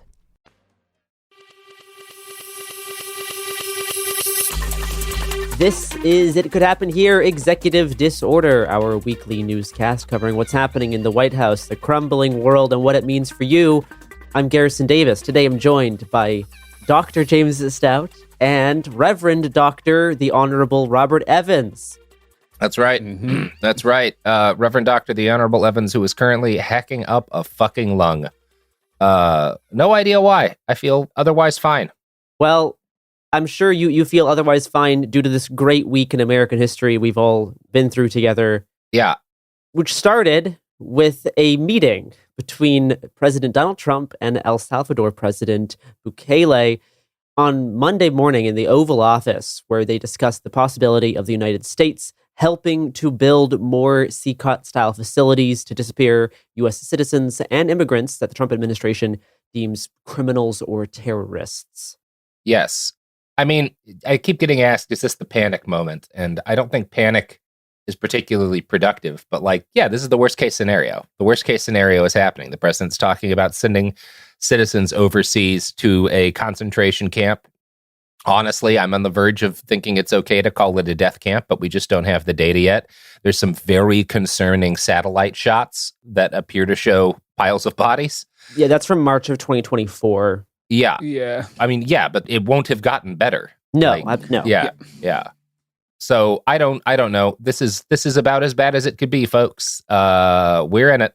During that meeting, both President Bukele and the Trump cabinet argued that there's simply no way for people sent to CCOT to ever return to the United States, coming up with a whole bunch of absurd reasons for why that is impossible due to foreign policy and safety of both El Salvador and the United States. Me and James did a whole episode on this earlier this week that you can check out on the It Could Happen Here feed. I'm going to move on to an update on the student crackdowns. So ICE has targeted a third green card holder for deportation based on pro-Palestinian activism. Mahosen Marawi is a Palestinian from the West Bank who has lived in the U.S. with a green card for a decade. While studying philosophy at Columbia, he co-founded the Columbia Palestinian Student Union in 2023 with Mahmoud Khalil. Marawi was arrested by ICE last Monday, April 14th, at his citizenship interview in Vermont. Now, after Khalil was arrested last month, Marawi went into hiding, and he suspected that this citizenship interview could be a honeypot, but decided to go anyway after waiting a long time for this appointment. His lawyers quickly filed a habeas corpus petition arguing his detention's unlawful and violates the First Amendment. A U.S. district judge issued an order hours later that he was, quote, not to be removed from the United States or moved out of the territory of the District of Vermont, pending further order of this court. Zionist doxing accounts targeted Marawi in recent weeks. I'm going to play, actually, this 2-minute clip of Marawi talking. This is from December of 2023 on the program 60 Minutes. What was your initial reaction when you heard about the Hamas attack on October 7th? I could not believe what my eyes were seeing, where I see Hamas members getting into settlements and so on. But also the first moment I saw that, I put my hand on my heart. And I started praying, knowing that there will be a huge level of revenge from the Israelis. And I was praying that this will not be the result, because it would be disastrous. The night of the rally, I believe someone in the crowd said something very anti-Jewish, not just anti-Israeli, but anti-Jewish. Yes, this was as a walkout on November 9th. And a person who is not affiliated with Colombia, we've never seen him, we don't know who is this guy, comes down the stairs yelling, "Death to Jews." I was shocked, and I walked directly to the person and I told him, "You don't represent us because this is not something that we agree with." And directly what I've done, I took the megaphone and I gave a speech and I said, "We here are conscious, educated students, and we know how to separate right from wrong. And what this guy has said is wrong. What this guy has said is clearly anti-Semitic against Jews." Anti-Semitic. To be anti-Semitic is unjust. And the fight for the freedom of Palestine and the fight against anti-Semitism go hand in hand, because injustice anywhere is a threat to justice everywhere. Yeah, I mean, he said everything that would make him a respectable protester, at least based on like what the fucking Dims were saying last year. Like, there's nothing in there that's pro-Hamas. There's nothing in anything I can tell this guy has done that is advocacy towards terrorism. Like, but obviously that's not what matters. What matters is they have the ability to get him out, and they're doing that because of his speech. Yeah. He took a step back from protests in March of 2024 during the second wave of student protests at Columbia. Yeah, and I believe isn't he a member of the University Buddhist Club? Mm-hmm. Yes, part of why he took a step back was to focus on his role in the Buddhist Club as for I think the past 2 years he has been participating in that on campus. Yeah. He told CBS News the day before he was detained, quote, "If my story will become another story for the struggle to have justice and democracy in this country, let it be," unquote. Like other students who've been targeted and arrested, he's not been charged or accused of any crime, but the State Department has deemed him a threat to foreign policy. Yeah, hard to see how, but I think as we're seeing it, that doesn't really matter. Yeah. Now, last Friday, a Louisiana judge ruled in favor of the Trump administration to allow the deportation of Mahmoud Khalil, upholding the government's argument that the rarely used Cold War-era statute of the Immigration and Nationality Act allows for the Secretary of State to deport aliens that pose, quote, adverse foreign policy consequences. The only, quote-unquote, evidence presented in court was a 2-page memo written by Marco Rubio that alleges that Khalil's presence in the country threatens, quote, U.S. policy to combat anti-Semitism around the world and in the United States, based on information provided by the DHS, ICE, and Homeland Security investigations regarding the participation and roles of Khalil in anti-Semitic protests and disruptive actions which foster a hostile environment for Jewish students in the United States, unquote. So there's no real evidence in this document. It is just Marco Rubio's opinion for 2 pages, and this is the only evidence that ever has been held in court that resulted in the judge ruling in the government's favor. A lot of what we're seeing here is the natural conclusion to what was happening with like Vance last year, talking about Haitian immigrants and admitting like, yeah, it's not literally true, but like it's true to how we feel. So it's like fine for us to spread this lie. Like they're just declaring these people terrorists and even attempting to get evidence for that claim. Like they certainly have no need to. And the media that like I'm seeing coverage on Fox particularly that's just repeatedly framing this as like the left is angry that like a terrorist got deported. Right. Yeah. Yeah.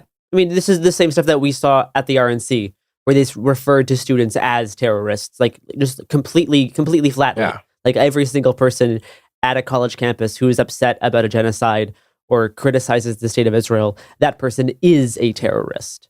Mm-hmm. Lawyers for Khalil have until April 23rd to file an appeal to halt the deportation, and they plan to file an asylum case on his behalf. A separate habeas petition case is playing out in a New Jersey court. This week, NBC News reviewed over 100 pages of documents from the federal government and Khalil's legal team containing information about his immigration process, work experience, and activism. These documents showed that the government used unverified tabloid reporting against Khalil and contained contradicting information. Yep. So essentially using New York Post style publications as a pretext for ICE to execute arrests against people who are green card holders, legal permanent residents of the United States. We're going to go on break and come back to talk about Robert F. Kennedy Jr. Finally, something fun.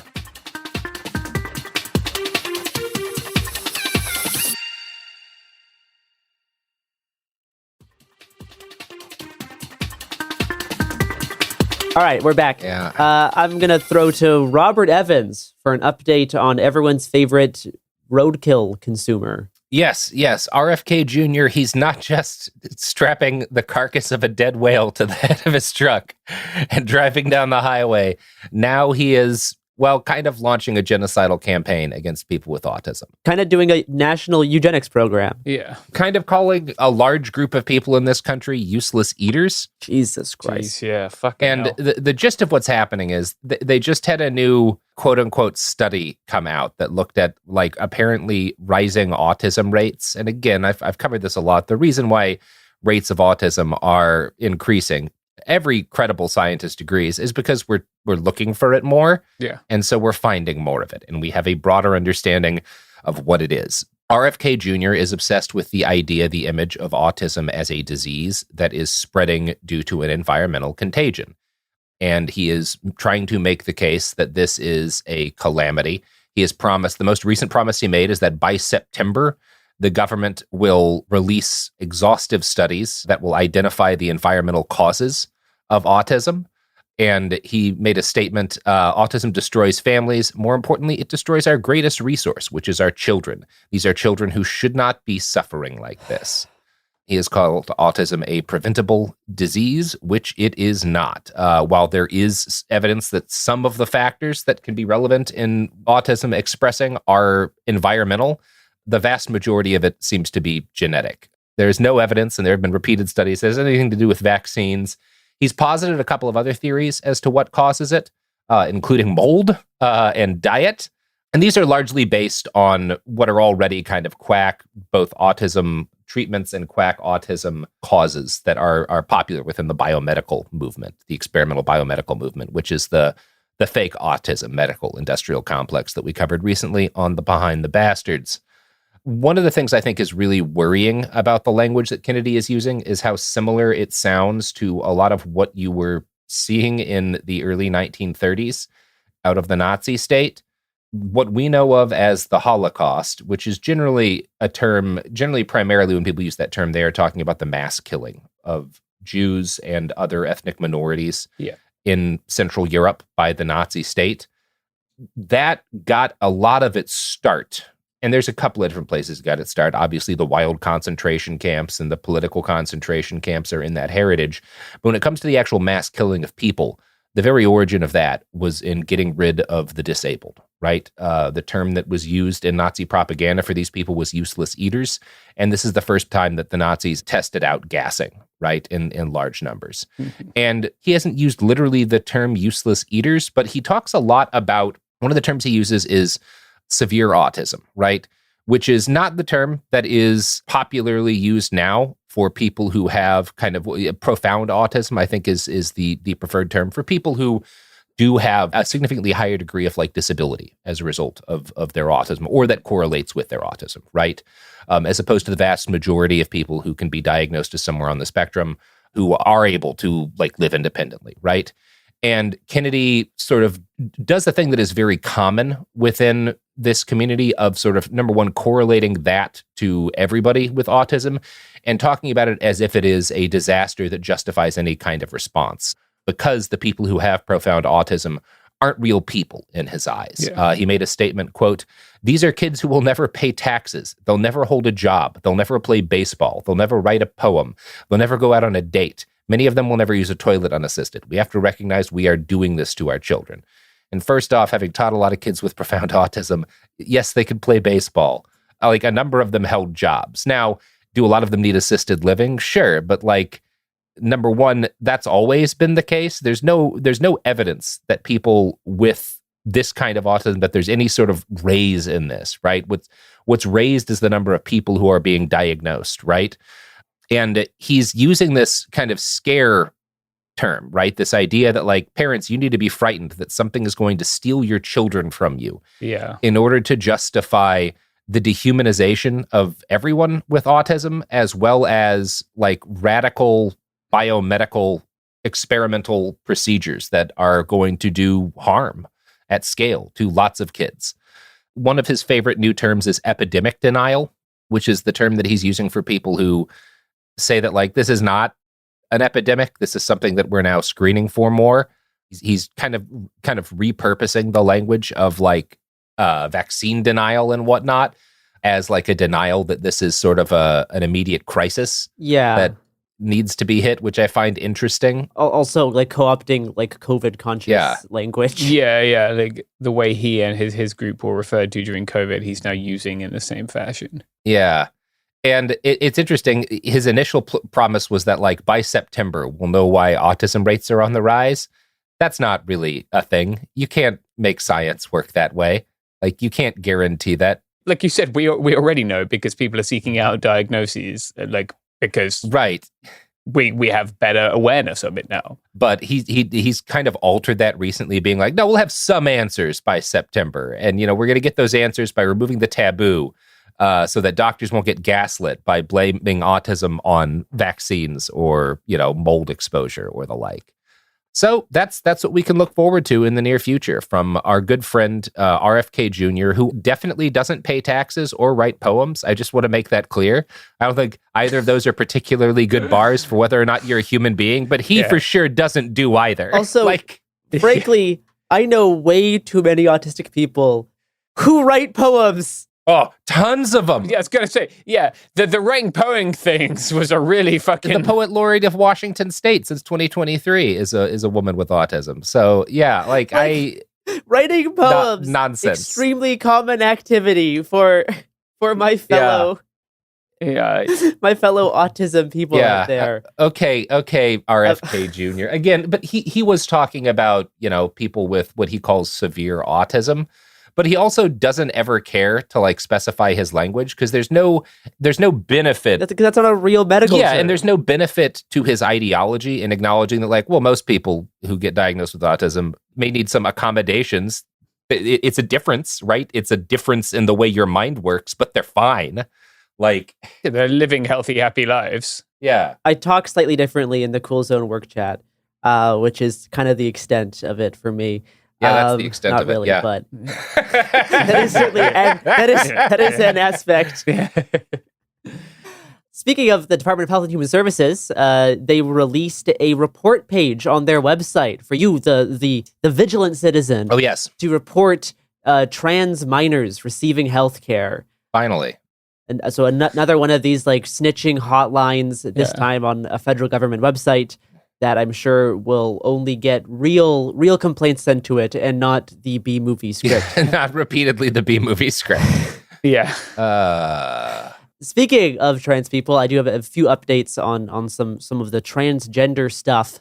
During that meeting between President Bukele and Trump, they went on a small tangent about trans people, where Trump said that he actually doesn't like talking about quote unquote men in women's sports because he wants to wait and save that issue to use for the next election. Amazing. Yeah. I'm going to play the clip. And I don't like talking about it because I want to save it for just before the next election. I said, my people, don't even talk about it because they'll change. And but I watched this morning. There was a congressman fighting to the death for men to play against women in sports. That's like super interesting. Very clear insight into how like Trump sees like the trans sports issue and treats it as this like election winning superpower. And like he is directing like the DOJ and with his executive orders, like he still is targeting trans people, especially trans people like in school. So it's not that he's treating this as like a hands-off issue to like ensure that it can remain a hot button thing for the next election. But I think in his mind, like he doesn't want to stop Democrats from caring about this issue in a way. Like the more that they fight for it in his mind is like what gives him ammunition for the next election, whether he's going to run for a third term or just like Republicans like MAGA stuff in general. But I think that it is an interesting look into like his personal insight on this issue. Meanwhile, the Department of Justice just announced on Wednesday, April 16th, that they are suing Maine's Department of Education for not complying with Trump's anti-trans executive order by continuing to allow trans people to compete in sports, claiming that they are, quote, failing to protect women in women's sports, unquote, which they say violates Title IX. Mm-hmm. The suit aims to get an injunction to force Maine to strip away rights from trans people in schools, to take away 2 winning titles from trans school athletes, and are considering to, quote unquote, retroactively pull all funding that Maine has received. Maine's Attorney General Aaron Frey said on Wednesday, quote, "Our position is further bolstered by the complete lack of any legal citation supporting the administration's position in its own complaint. While the president issued an executive order that reflects his own interpretations of the law, anyone with the most basic understanding of American civics understands that the president does not create law nor interpret law," unquote. So Maine, and specifically the Maine governor, are adamant that this is going to be an issue that's only going to be settled in the courts, and in fact challenged Trump at a recent meeting to see you in court over this issue. We are going to go on break and then return to close out this episode of Executive Disorder.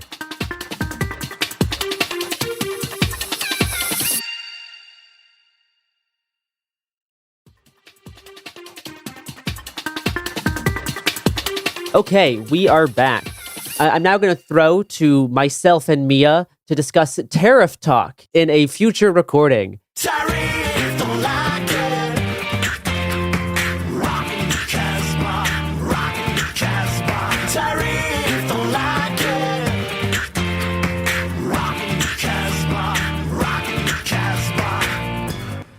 Welcome to Tariff Talk, the talk where I talk to you about the turf tariffs. So, all right, the big thing that happened last week in tariffs was that Trump exempted Smartphones and electronics, there's a whole suite of electronics that are exempted from the 145% turf tariffs from Liberation Day. Now, there is still a 20% tariff on all of these electronic goods from the earlier round of tariffs.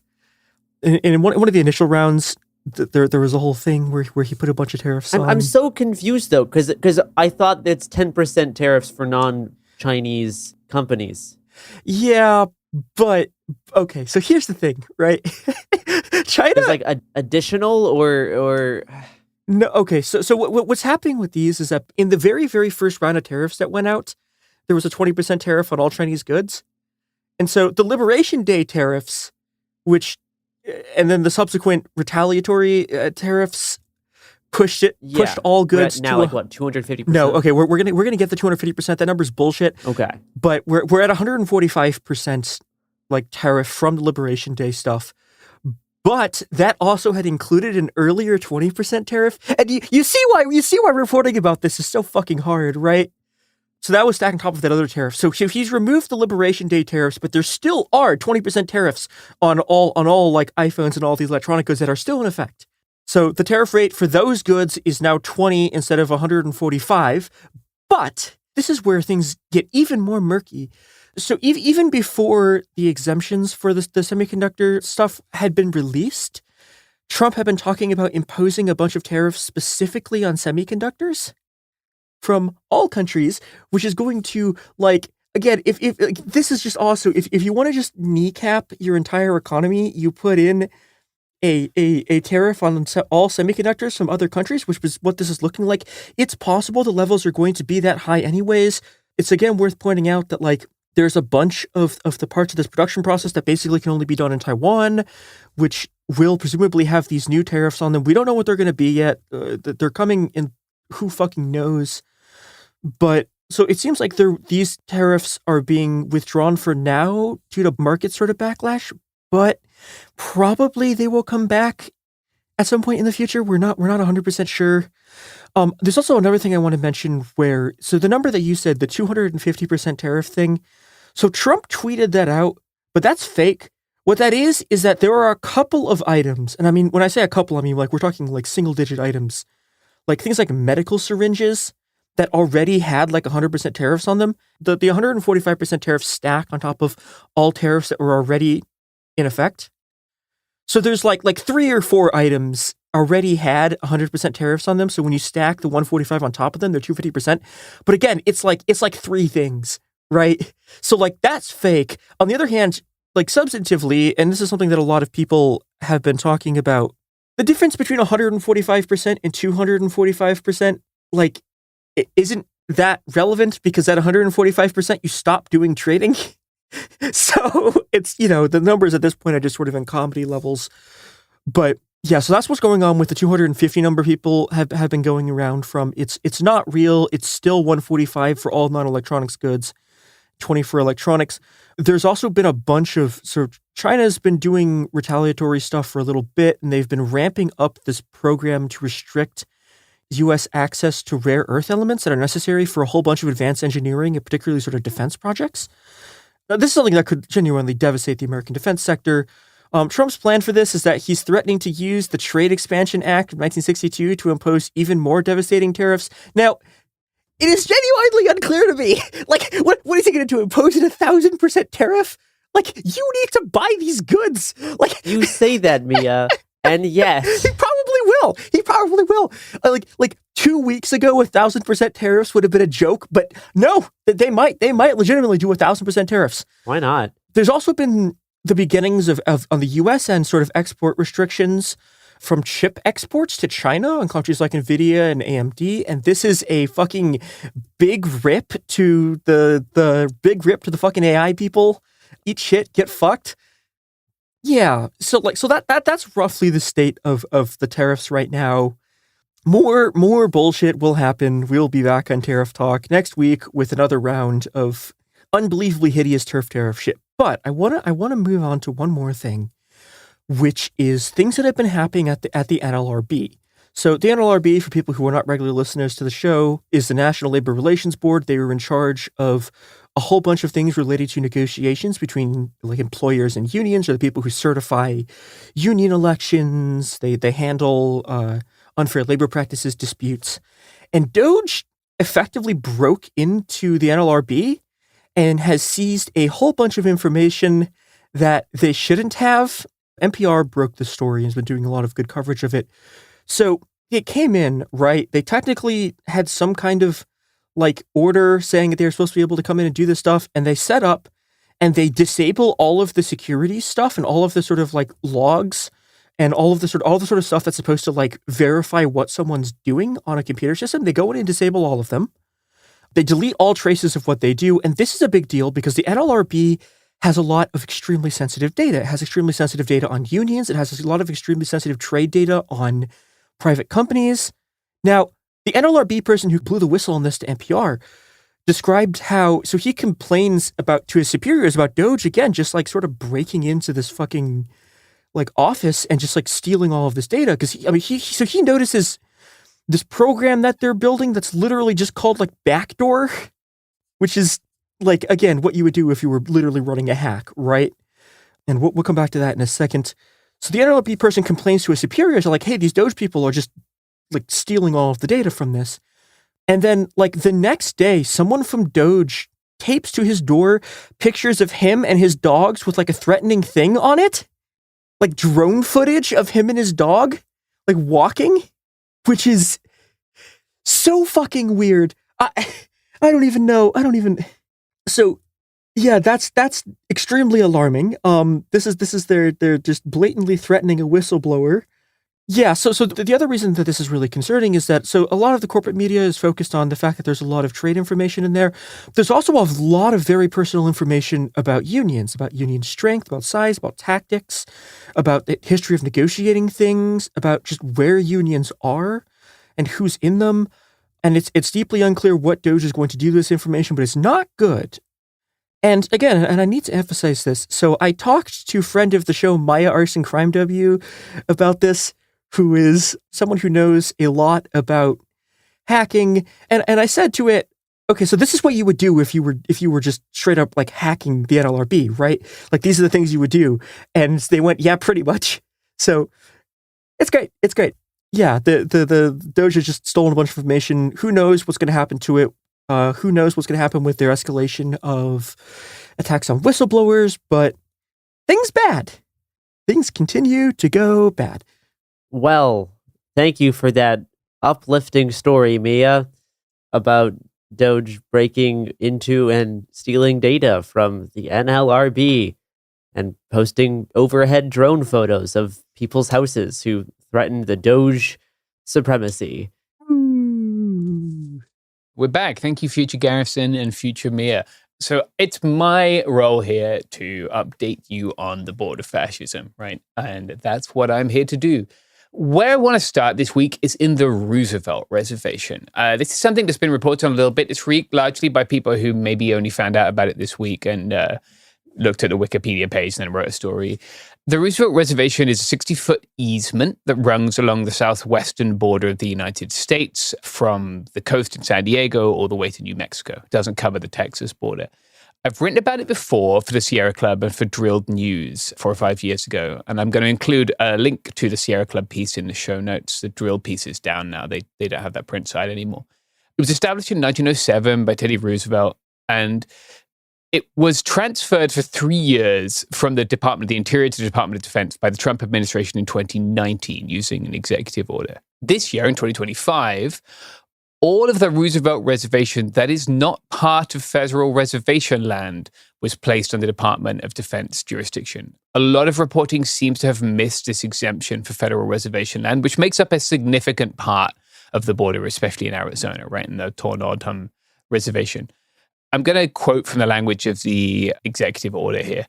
Quote, to provide for the use and jurisdiction by the Department of Defense over such federal lands, including the Roosevelt Reservation and excluding federal Indian reservations that are reasonably necessary to enable military activities directed in this memorandum, including border barrier construction and emplacement of detection and monitoring equipment.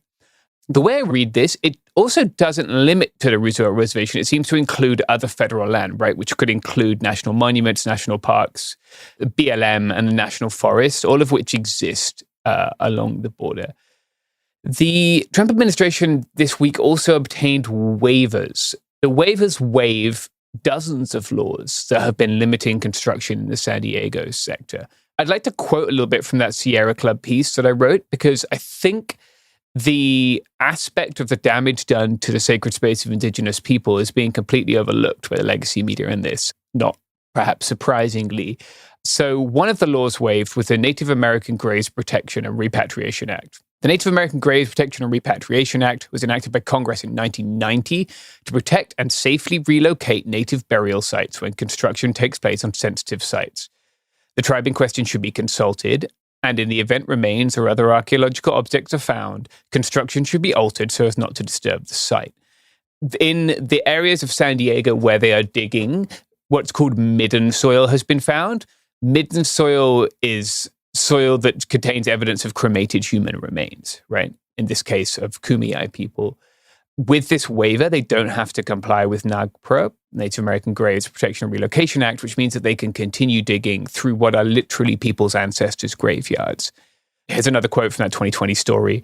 If this were another country's government destroying a region's holy land, the US would go to war and the people would feel it justified, activist Thomas Barber told Sierra. But it happens here at home in front of us and we just turn away. Yep. We sure do turn away. Seems to be most of what we do these days.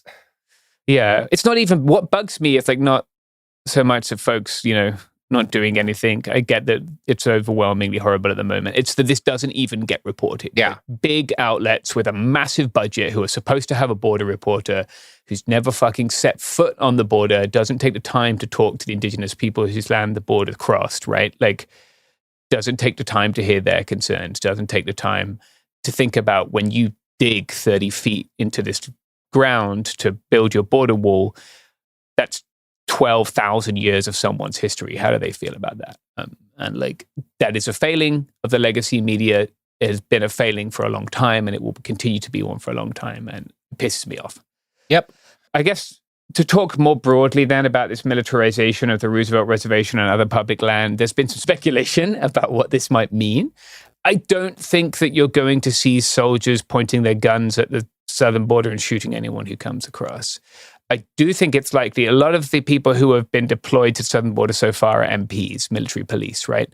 And it's possible that those MPs will be able to detain people and potentially charge them with trespassing on a military installation. That would just be another string to the bow of their attempt to like rapidly deport people, because they already have many other kind of options through executive order of doing that, which they're already implying, right? It might also make it easier for them to waive some of these other laws and to construct more surveillance equipment. In the Abrego Garcia case, which we've covered for several weeks now, the Supreme Court has unanimously asked the United States government to, quote, facilitate his return.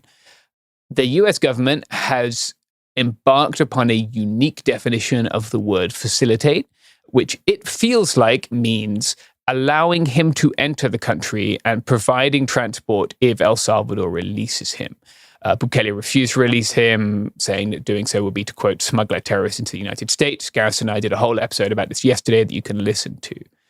Today, Senator Chris Van Hollen went to San Salvador, right, capital of El Salvador, if you're not aware. He met with the vice president because Bukele is still out of the country. Van Hollen held a press conference right afterwards that I watched right before we recorded this. In the press conference, Van Hollen basically said that he'd asserted to the vice president of El Salvador there was no evidence nor any conviction of being a member of MS-13. And he asked the VP why he was holding Mr. Abrego Garcia. And the VP said, because the US is paying us to hold him. Yeah. Which... Yeah, they won't even lie. Yeah, no, he's not lying. That's why they're doing it. I believe that. Yeah. I mean, credit to this Maryland senator for like being the only one to do something. And it's not enough, and it's just one person. There are 300 people there, right? They're not even going for the hundreds of other innocent people who are there. It's one guy, but at least he's doing something. While the rest of the Democrats are collectively, I don't know, like voting for Trump's nominees. He asked to meet with Mr. Abrego Garcia and was told that they needed more time. He said, I'll come back next week. They said they don't know if they can organize it in a week.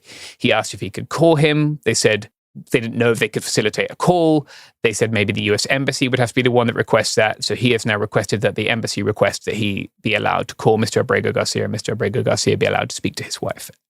Garrison and I spoke about how it's not in the interest of the government of El Salvador to have people leave this prison and testify as to the conditions that are in it. No one has ever left this prison that we're aware of. Yeah, that no one who's been detained there has left. Yeah. The government wouldn't give him a date when he could meet Mr. Abrego Garcia or when he would be likely able to make a call.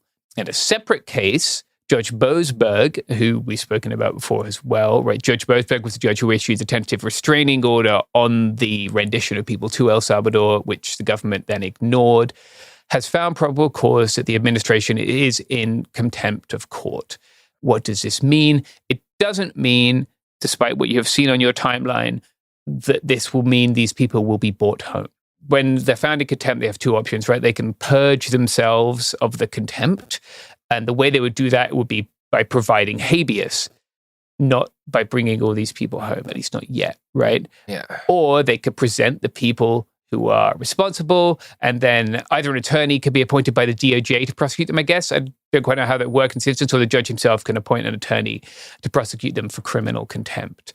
Again, at least the guy's trying, I guess. No, I mean, I got nothing to say against him right now. This is what they all should be doing. He went there. It's something, and he's not mincing his words. He's saying that this man was disappeared. No, yeah, and he's asserting that they need to listen to the court. They are supposed to listen to the court. Yeah. Judge Ginez, who is a judge on the district court that had its case sent to the Supreme Court for review in the Abrego Garcia incident, also quoted the Merriam-Webster dictionary and said that the government's understanding of the word facilitate flew in the face of the common understanding of the word. Yeah. Again, I've seen it asserted legal experts can disagree. Meanwhile, you've got the actual judge in the actual case being no, this is what the dictionary says. Your definition is ludicrous.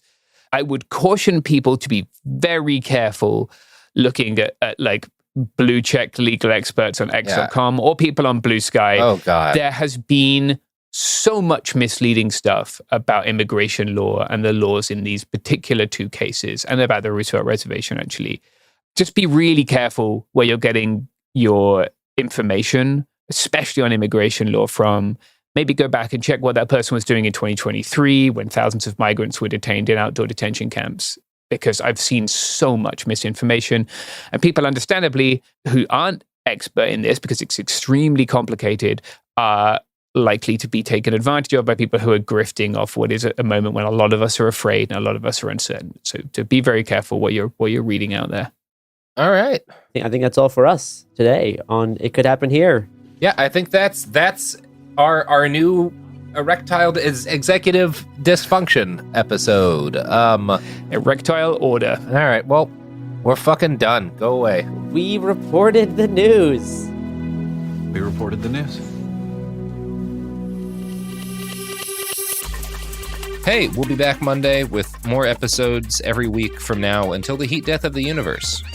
It Could Happen Here is a production of Cool Zone Media. For more podcasts from Cool Zone Media, visit our website, coolzonemedia.com, or check us out on the iHeartRadio app, Apple Podcasts, or wherever you listen to podcasts. You can now find sources for It Could Happen Here listed directly in episode descriptions. Thanks for listening.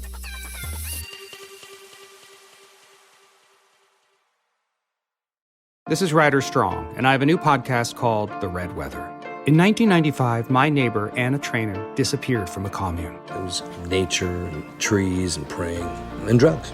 So no, I am not your guru. And back then, I lied to everybody. They have had this case for 30 years. I'm going back to my hometown to uncover the truth. Listen to The Red Weather on the iHeartRadio app, Apple Podcasts, or wherever you get your podcasts.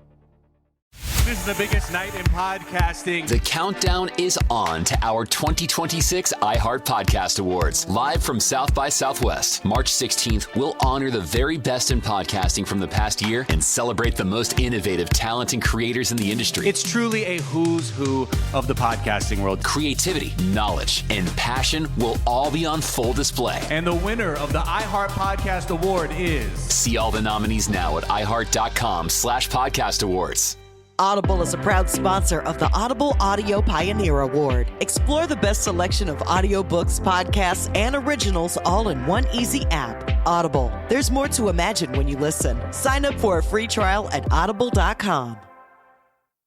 Saturday, May 2nd, country's biggest stars will be in Austin, Texas at our 2026 iHeart Country Festival presented by Capital One. See Kane Brown, Parker McCollum, Riley Green, Shabuzi, Dylan Scott, Russell Dickerson, Gretchen Wilson, Chase Matthew, Lauren Elena. Tickets are on sale now. Get yours before they sell out at Ticketmaster.com.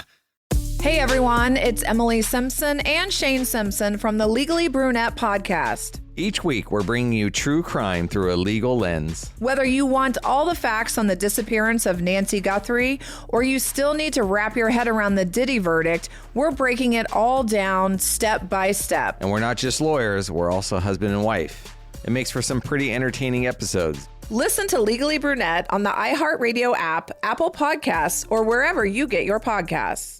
This is an iHeart podcast. Guaranteed Human.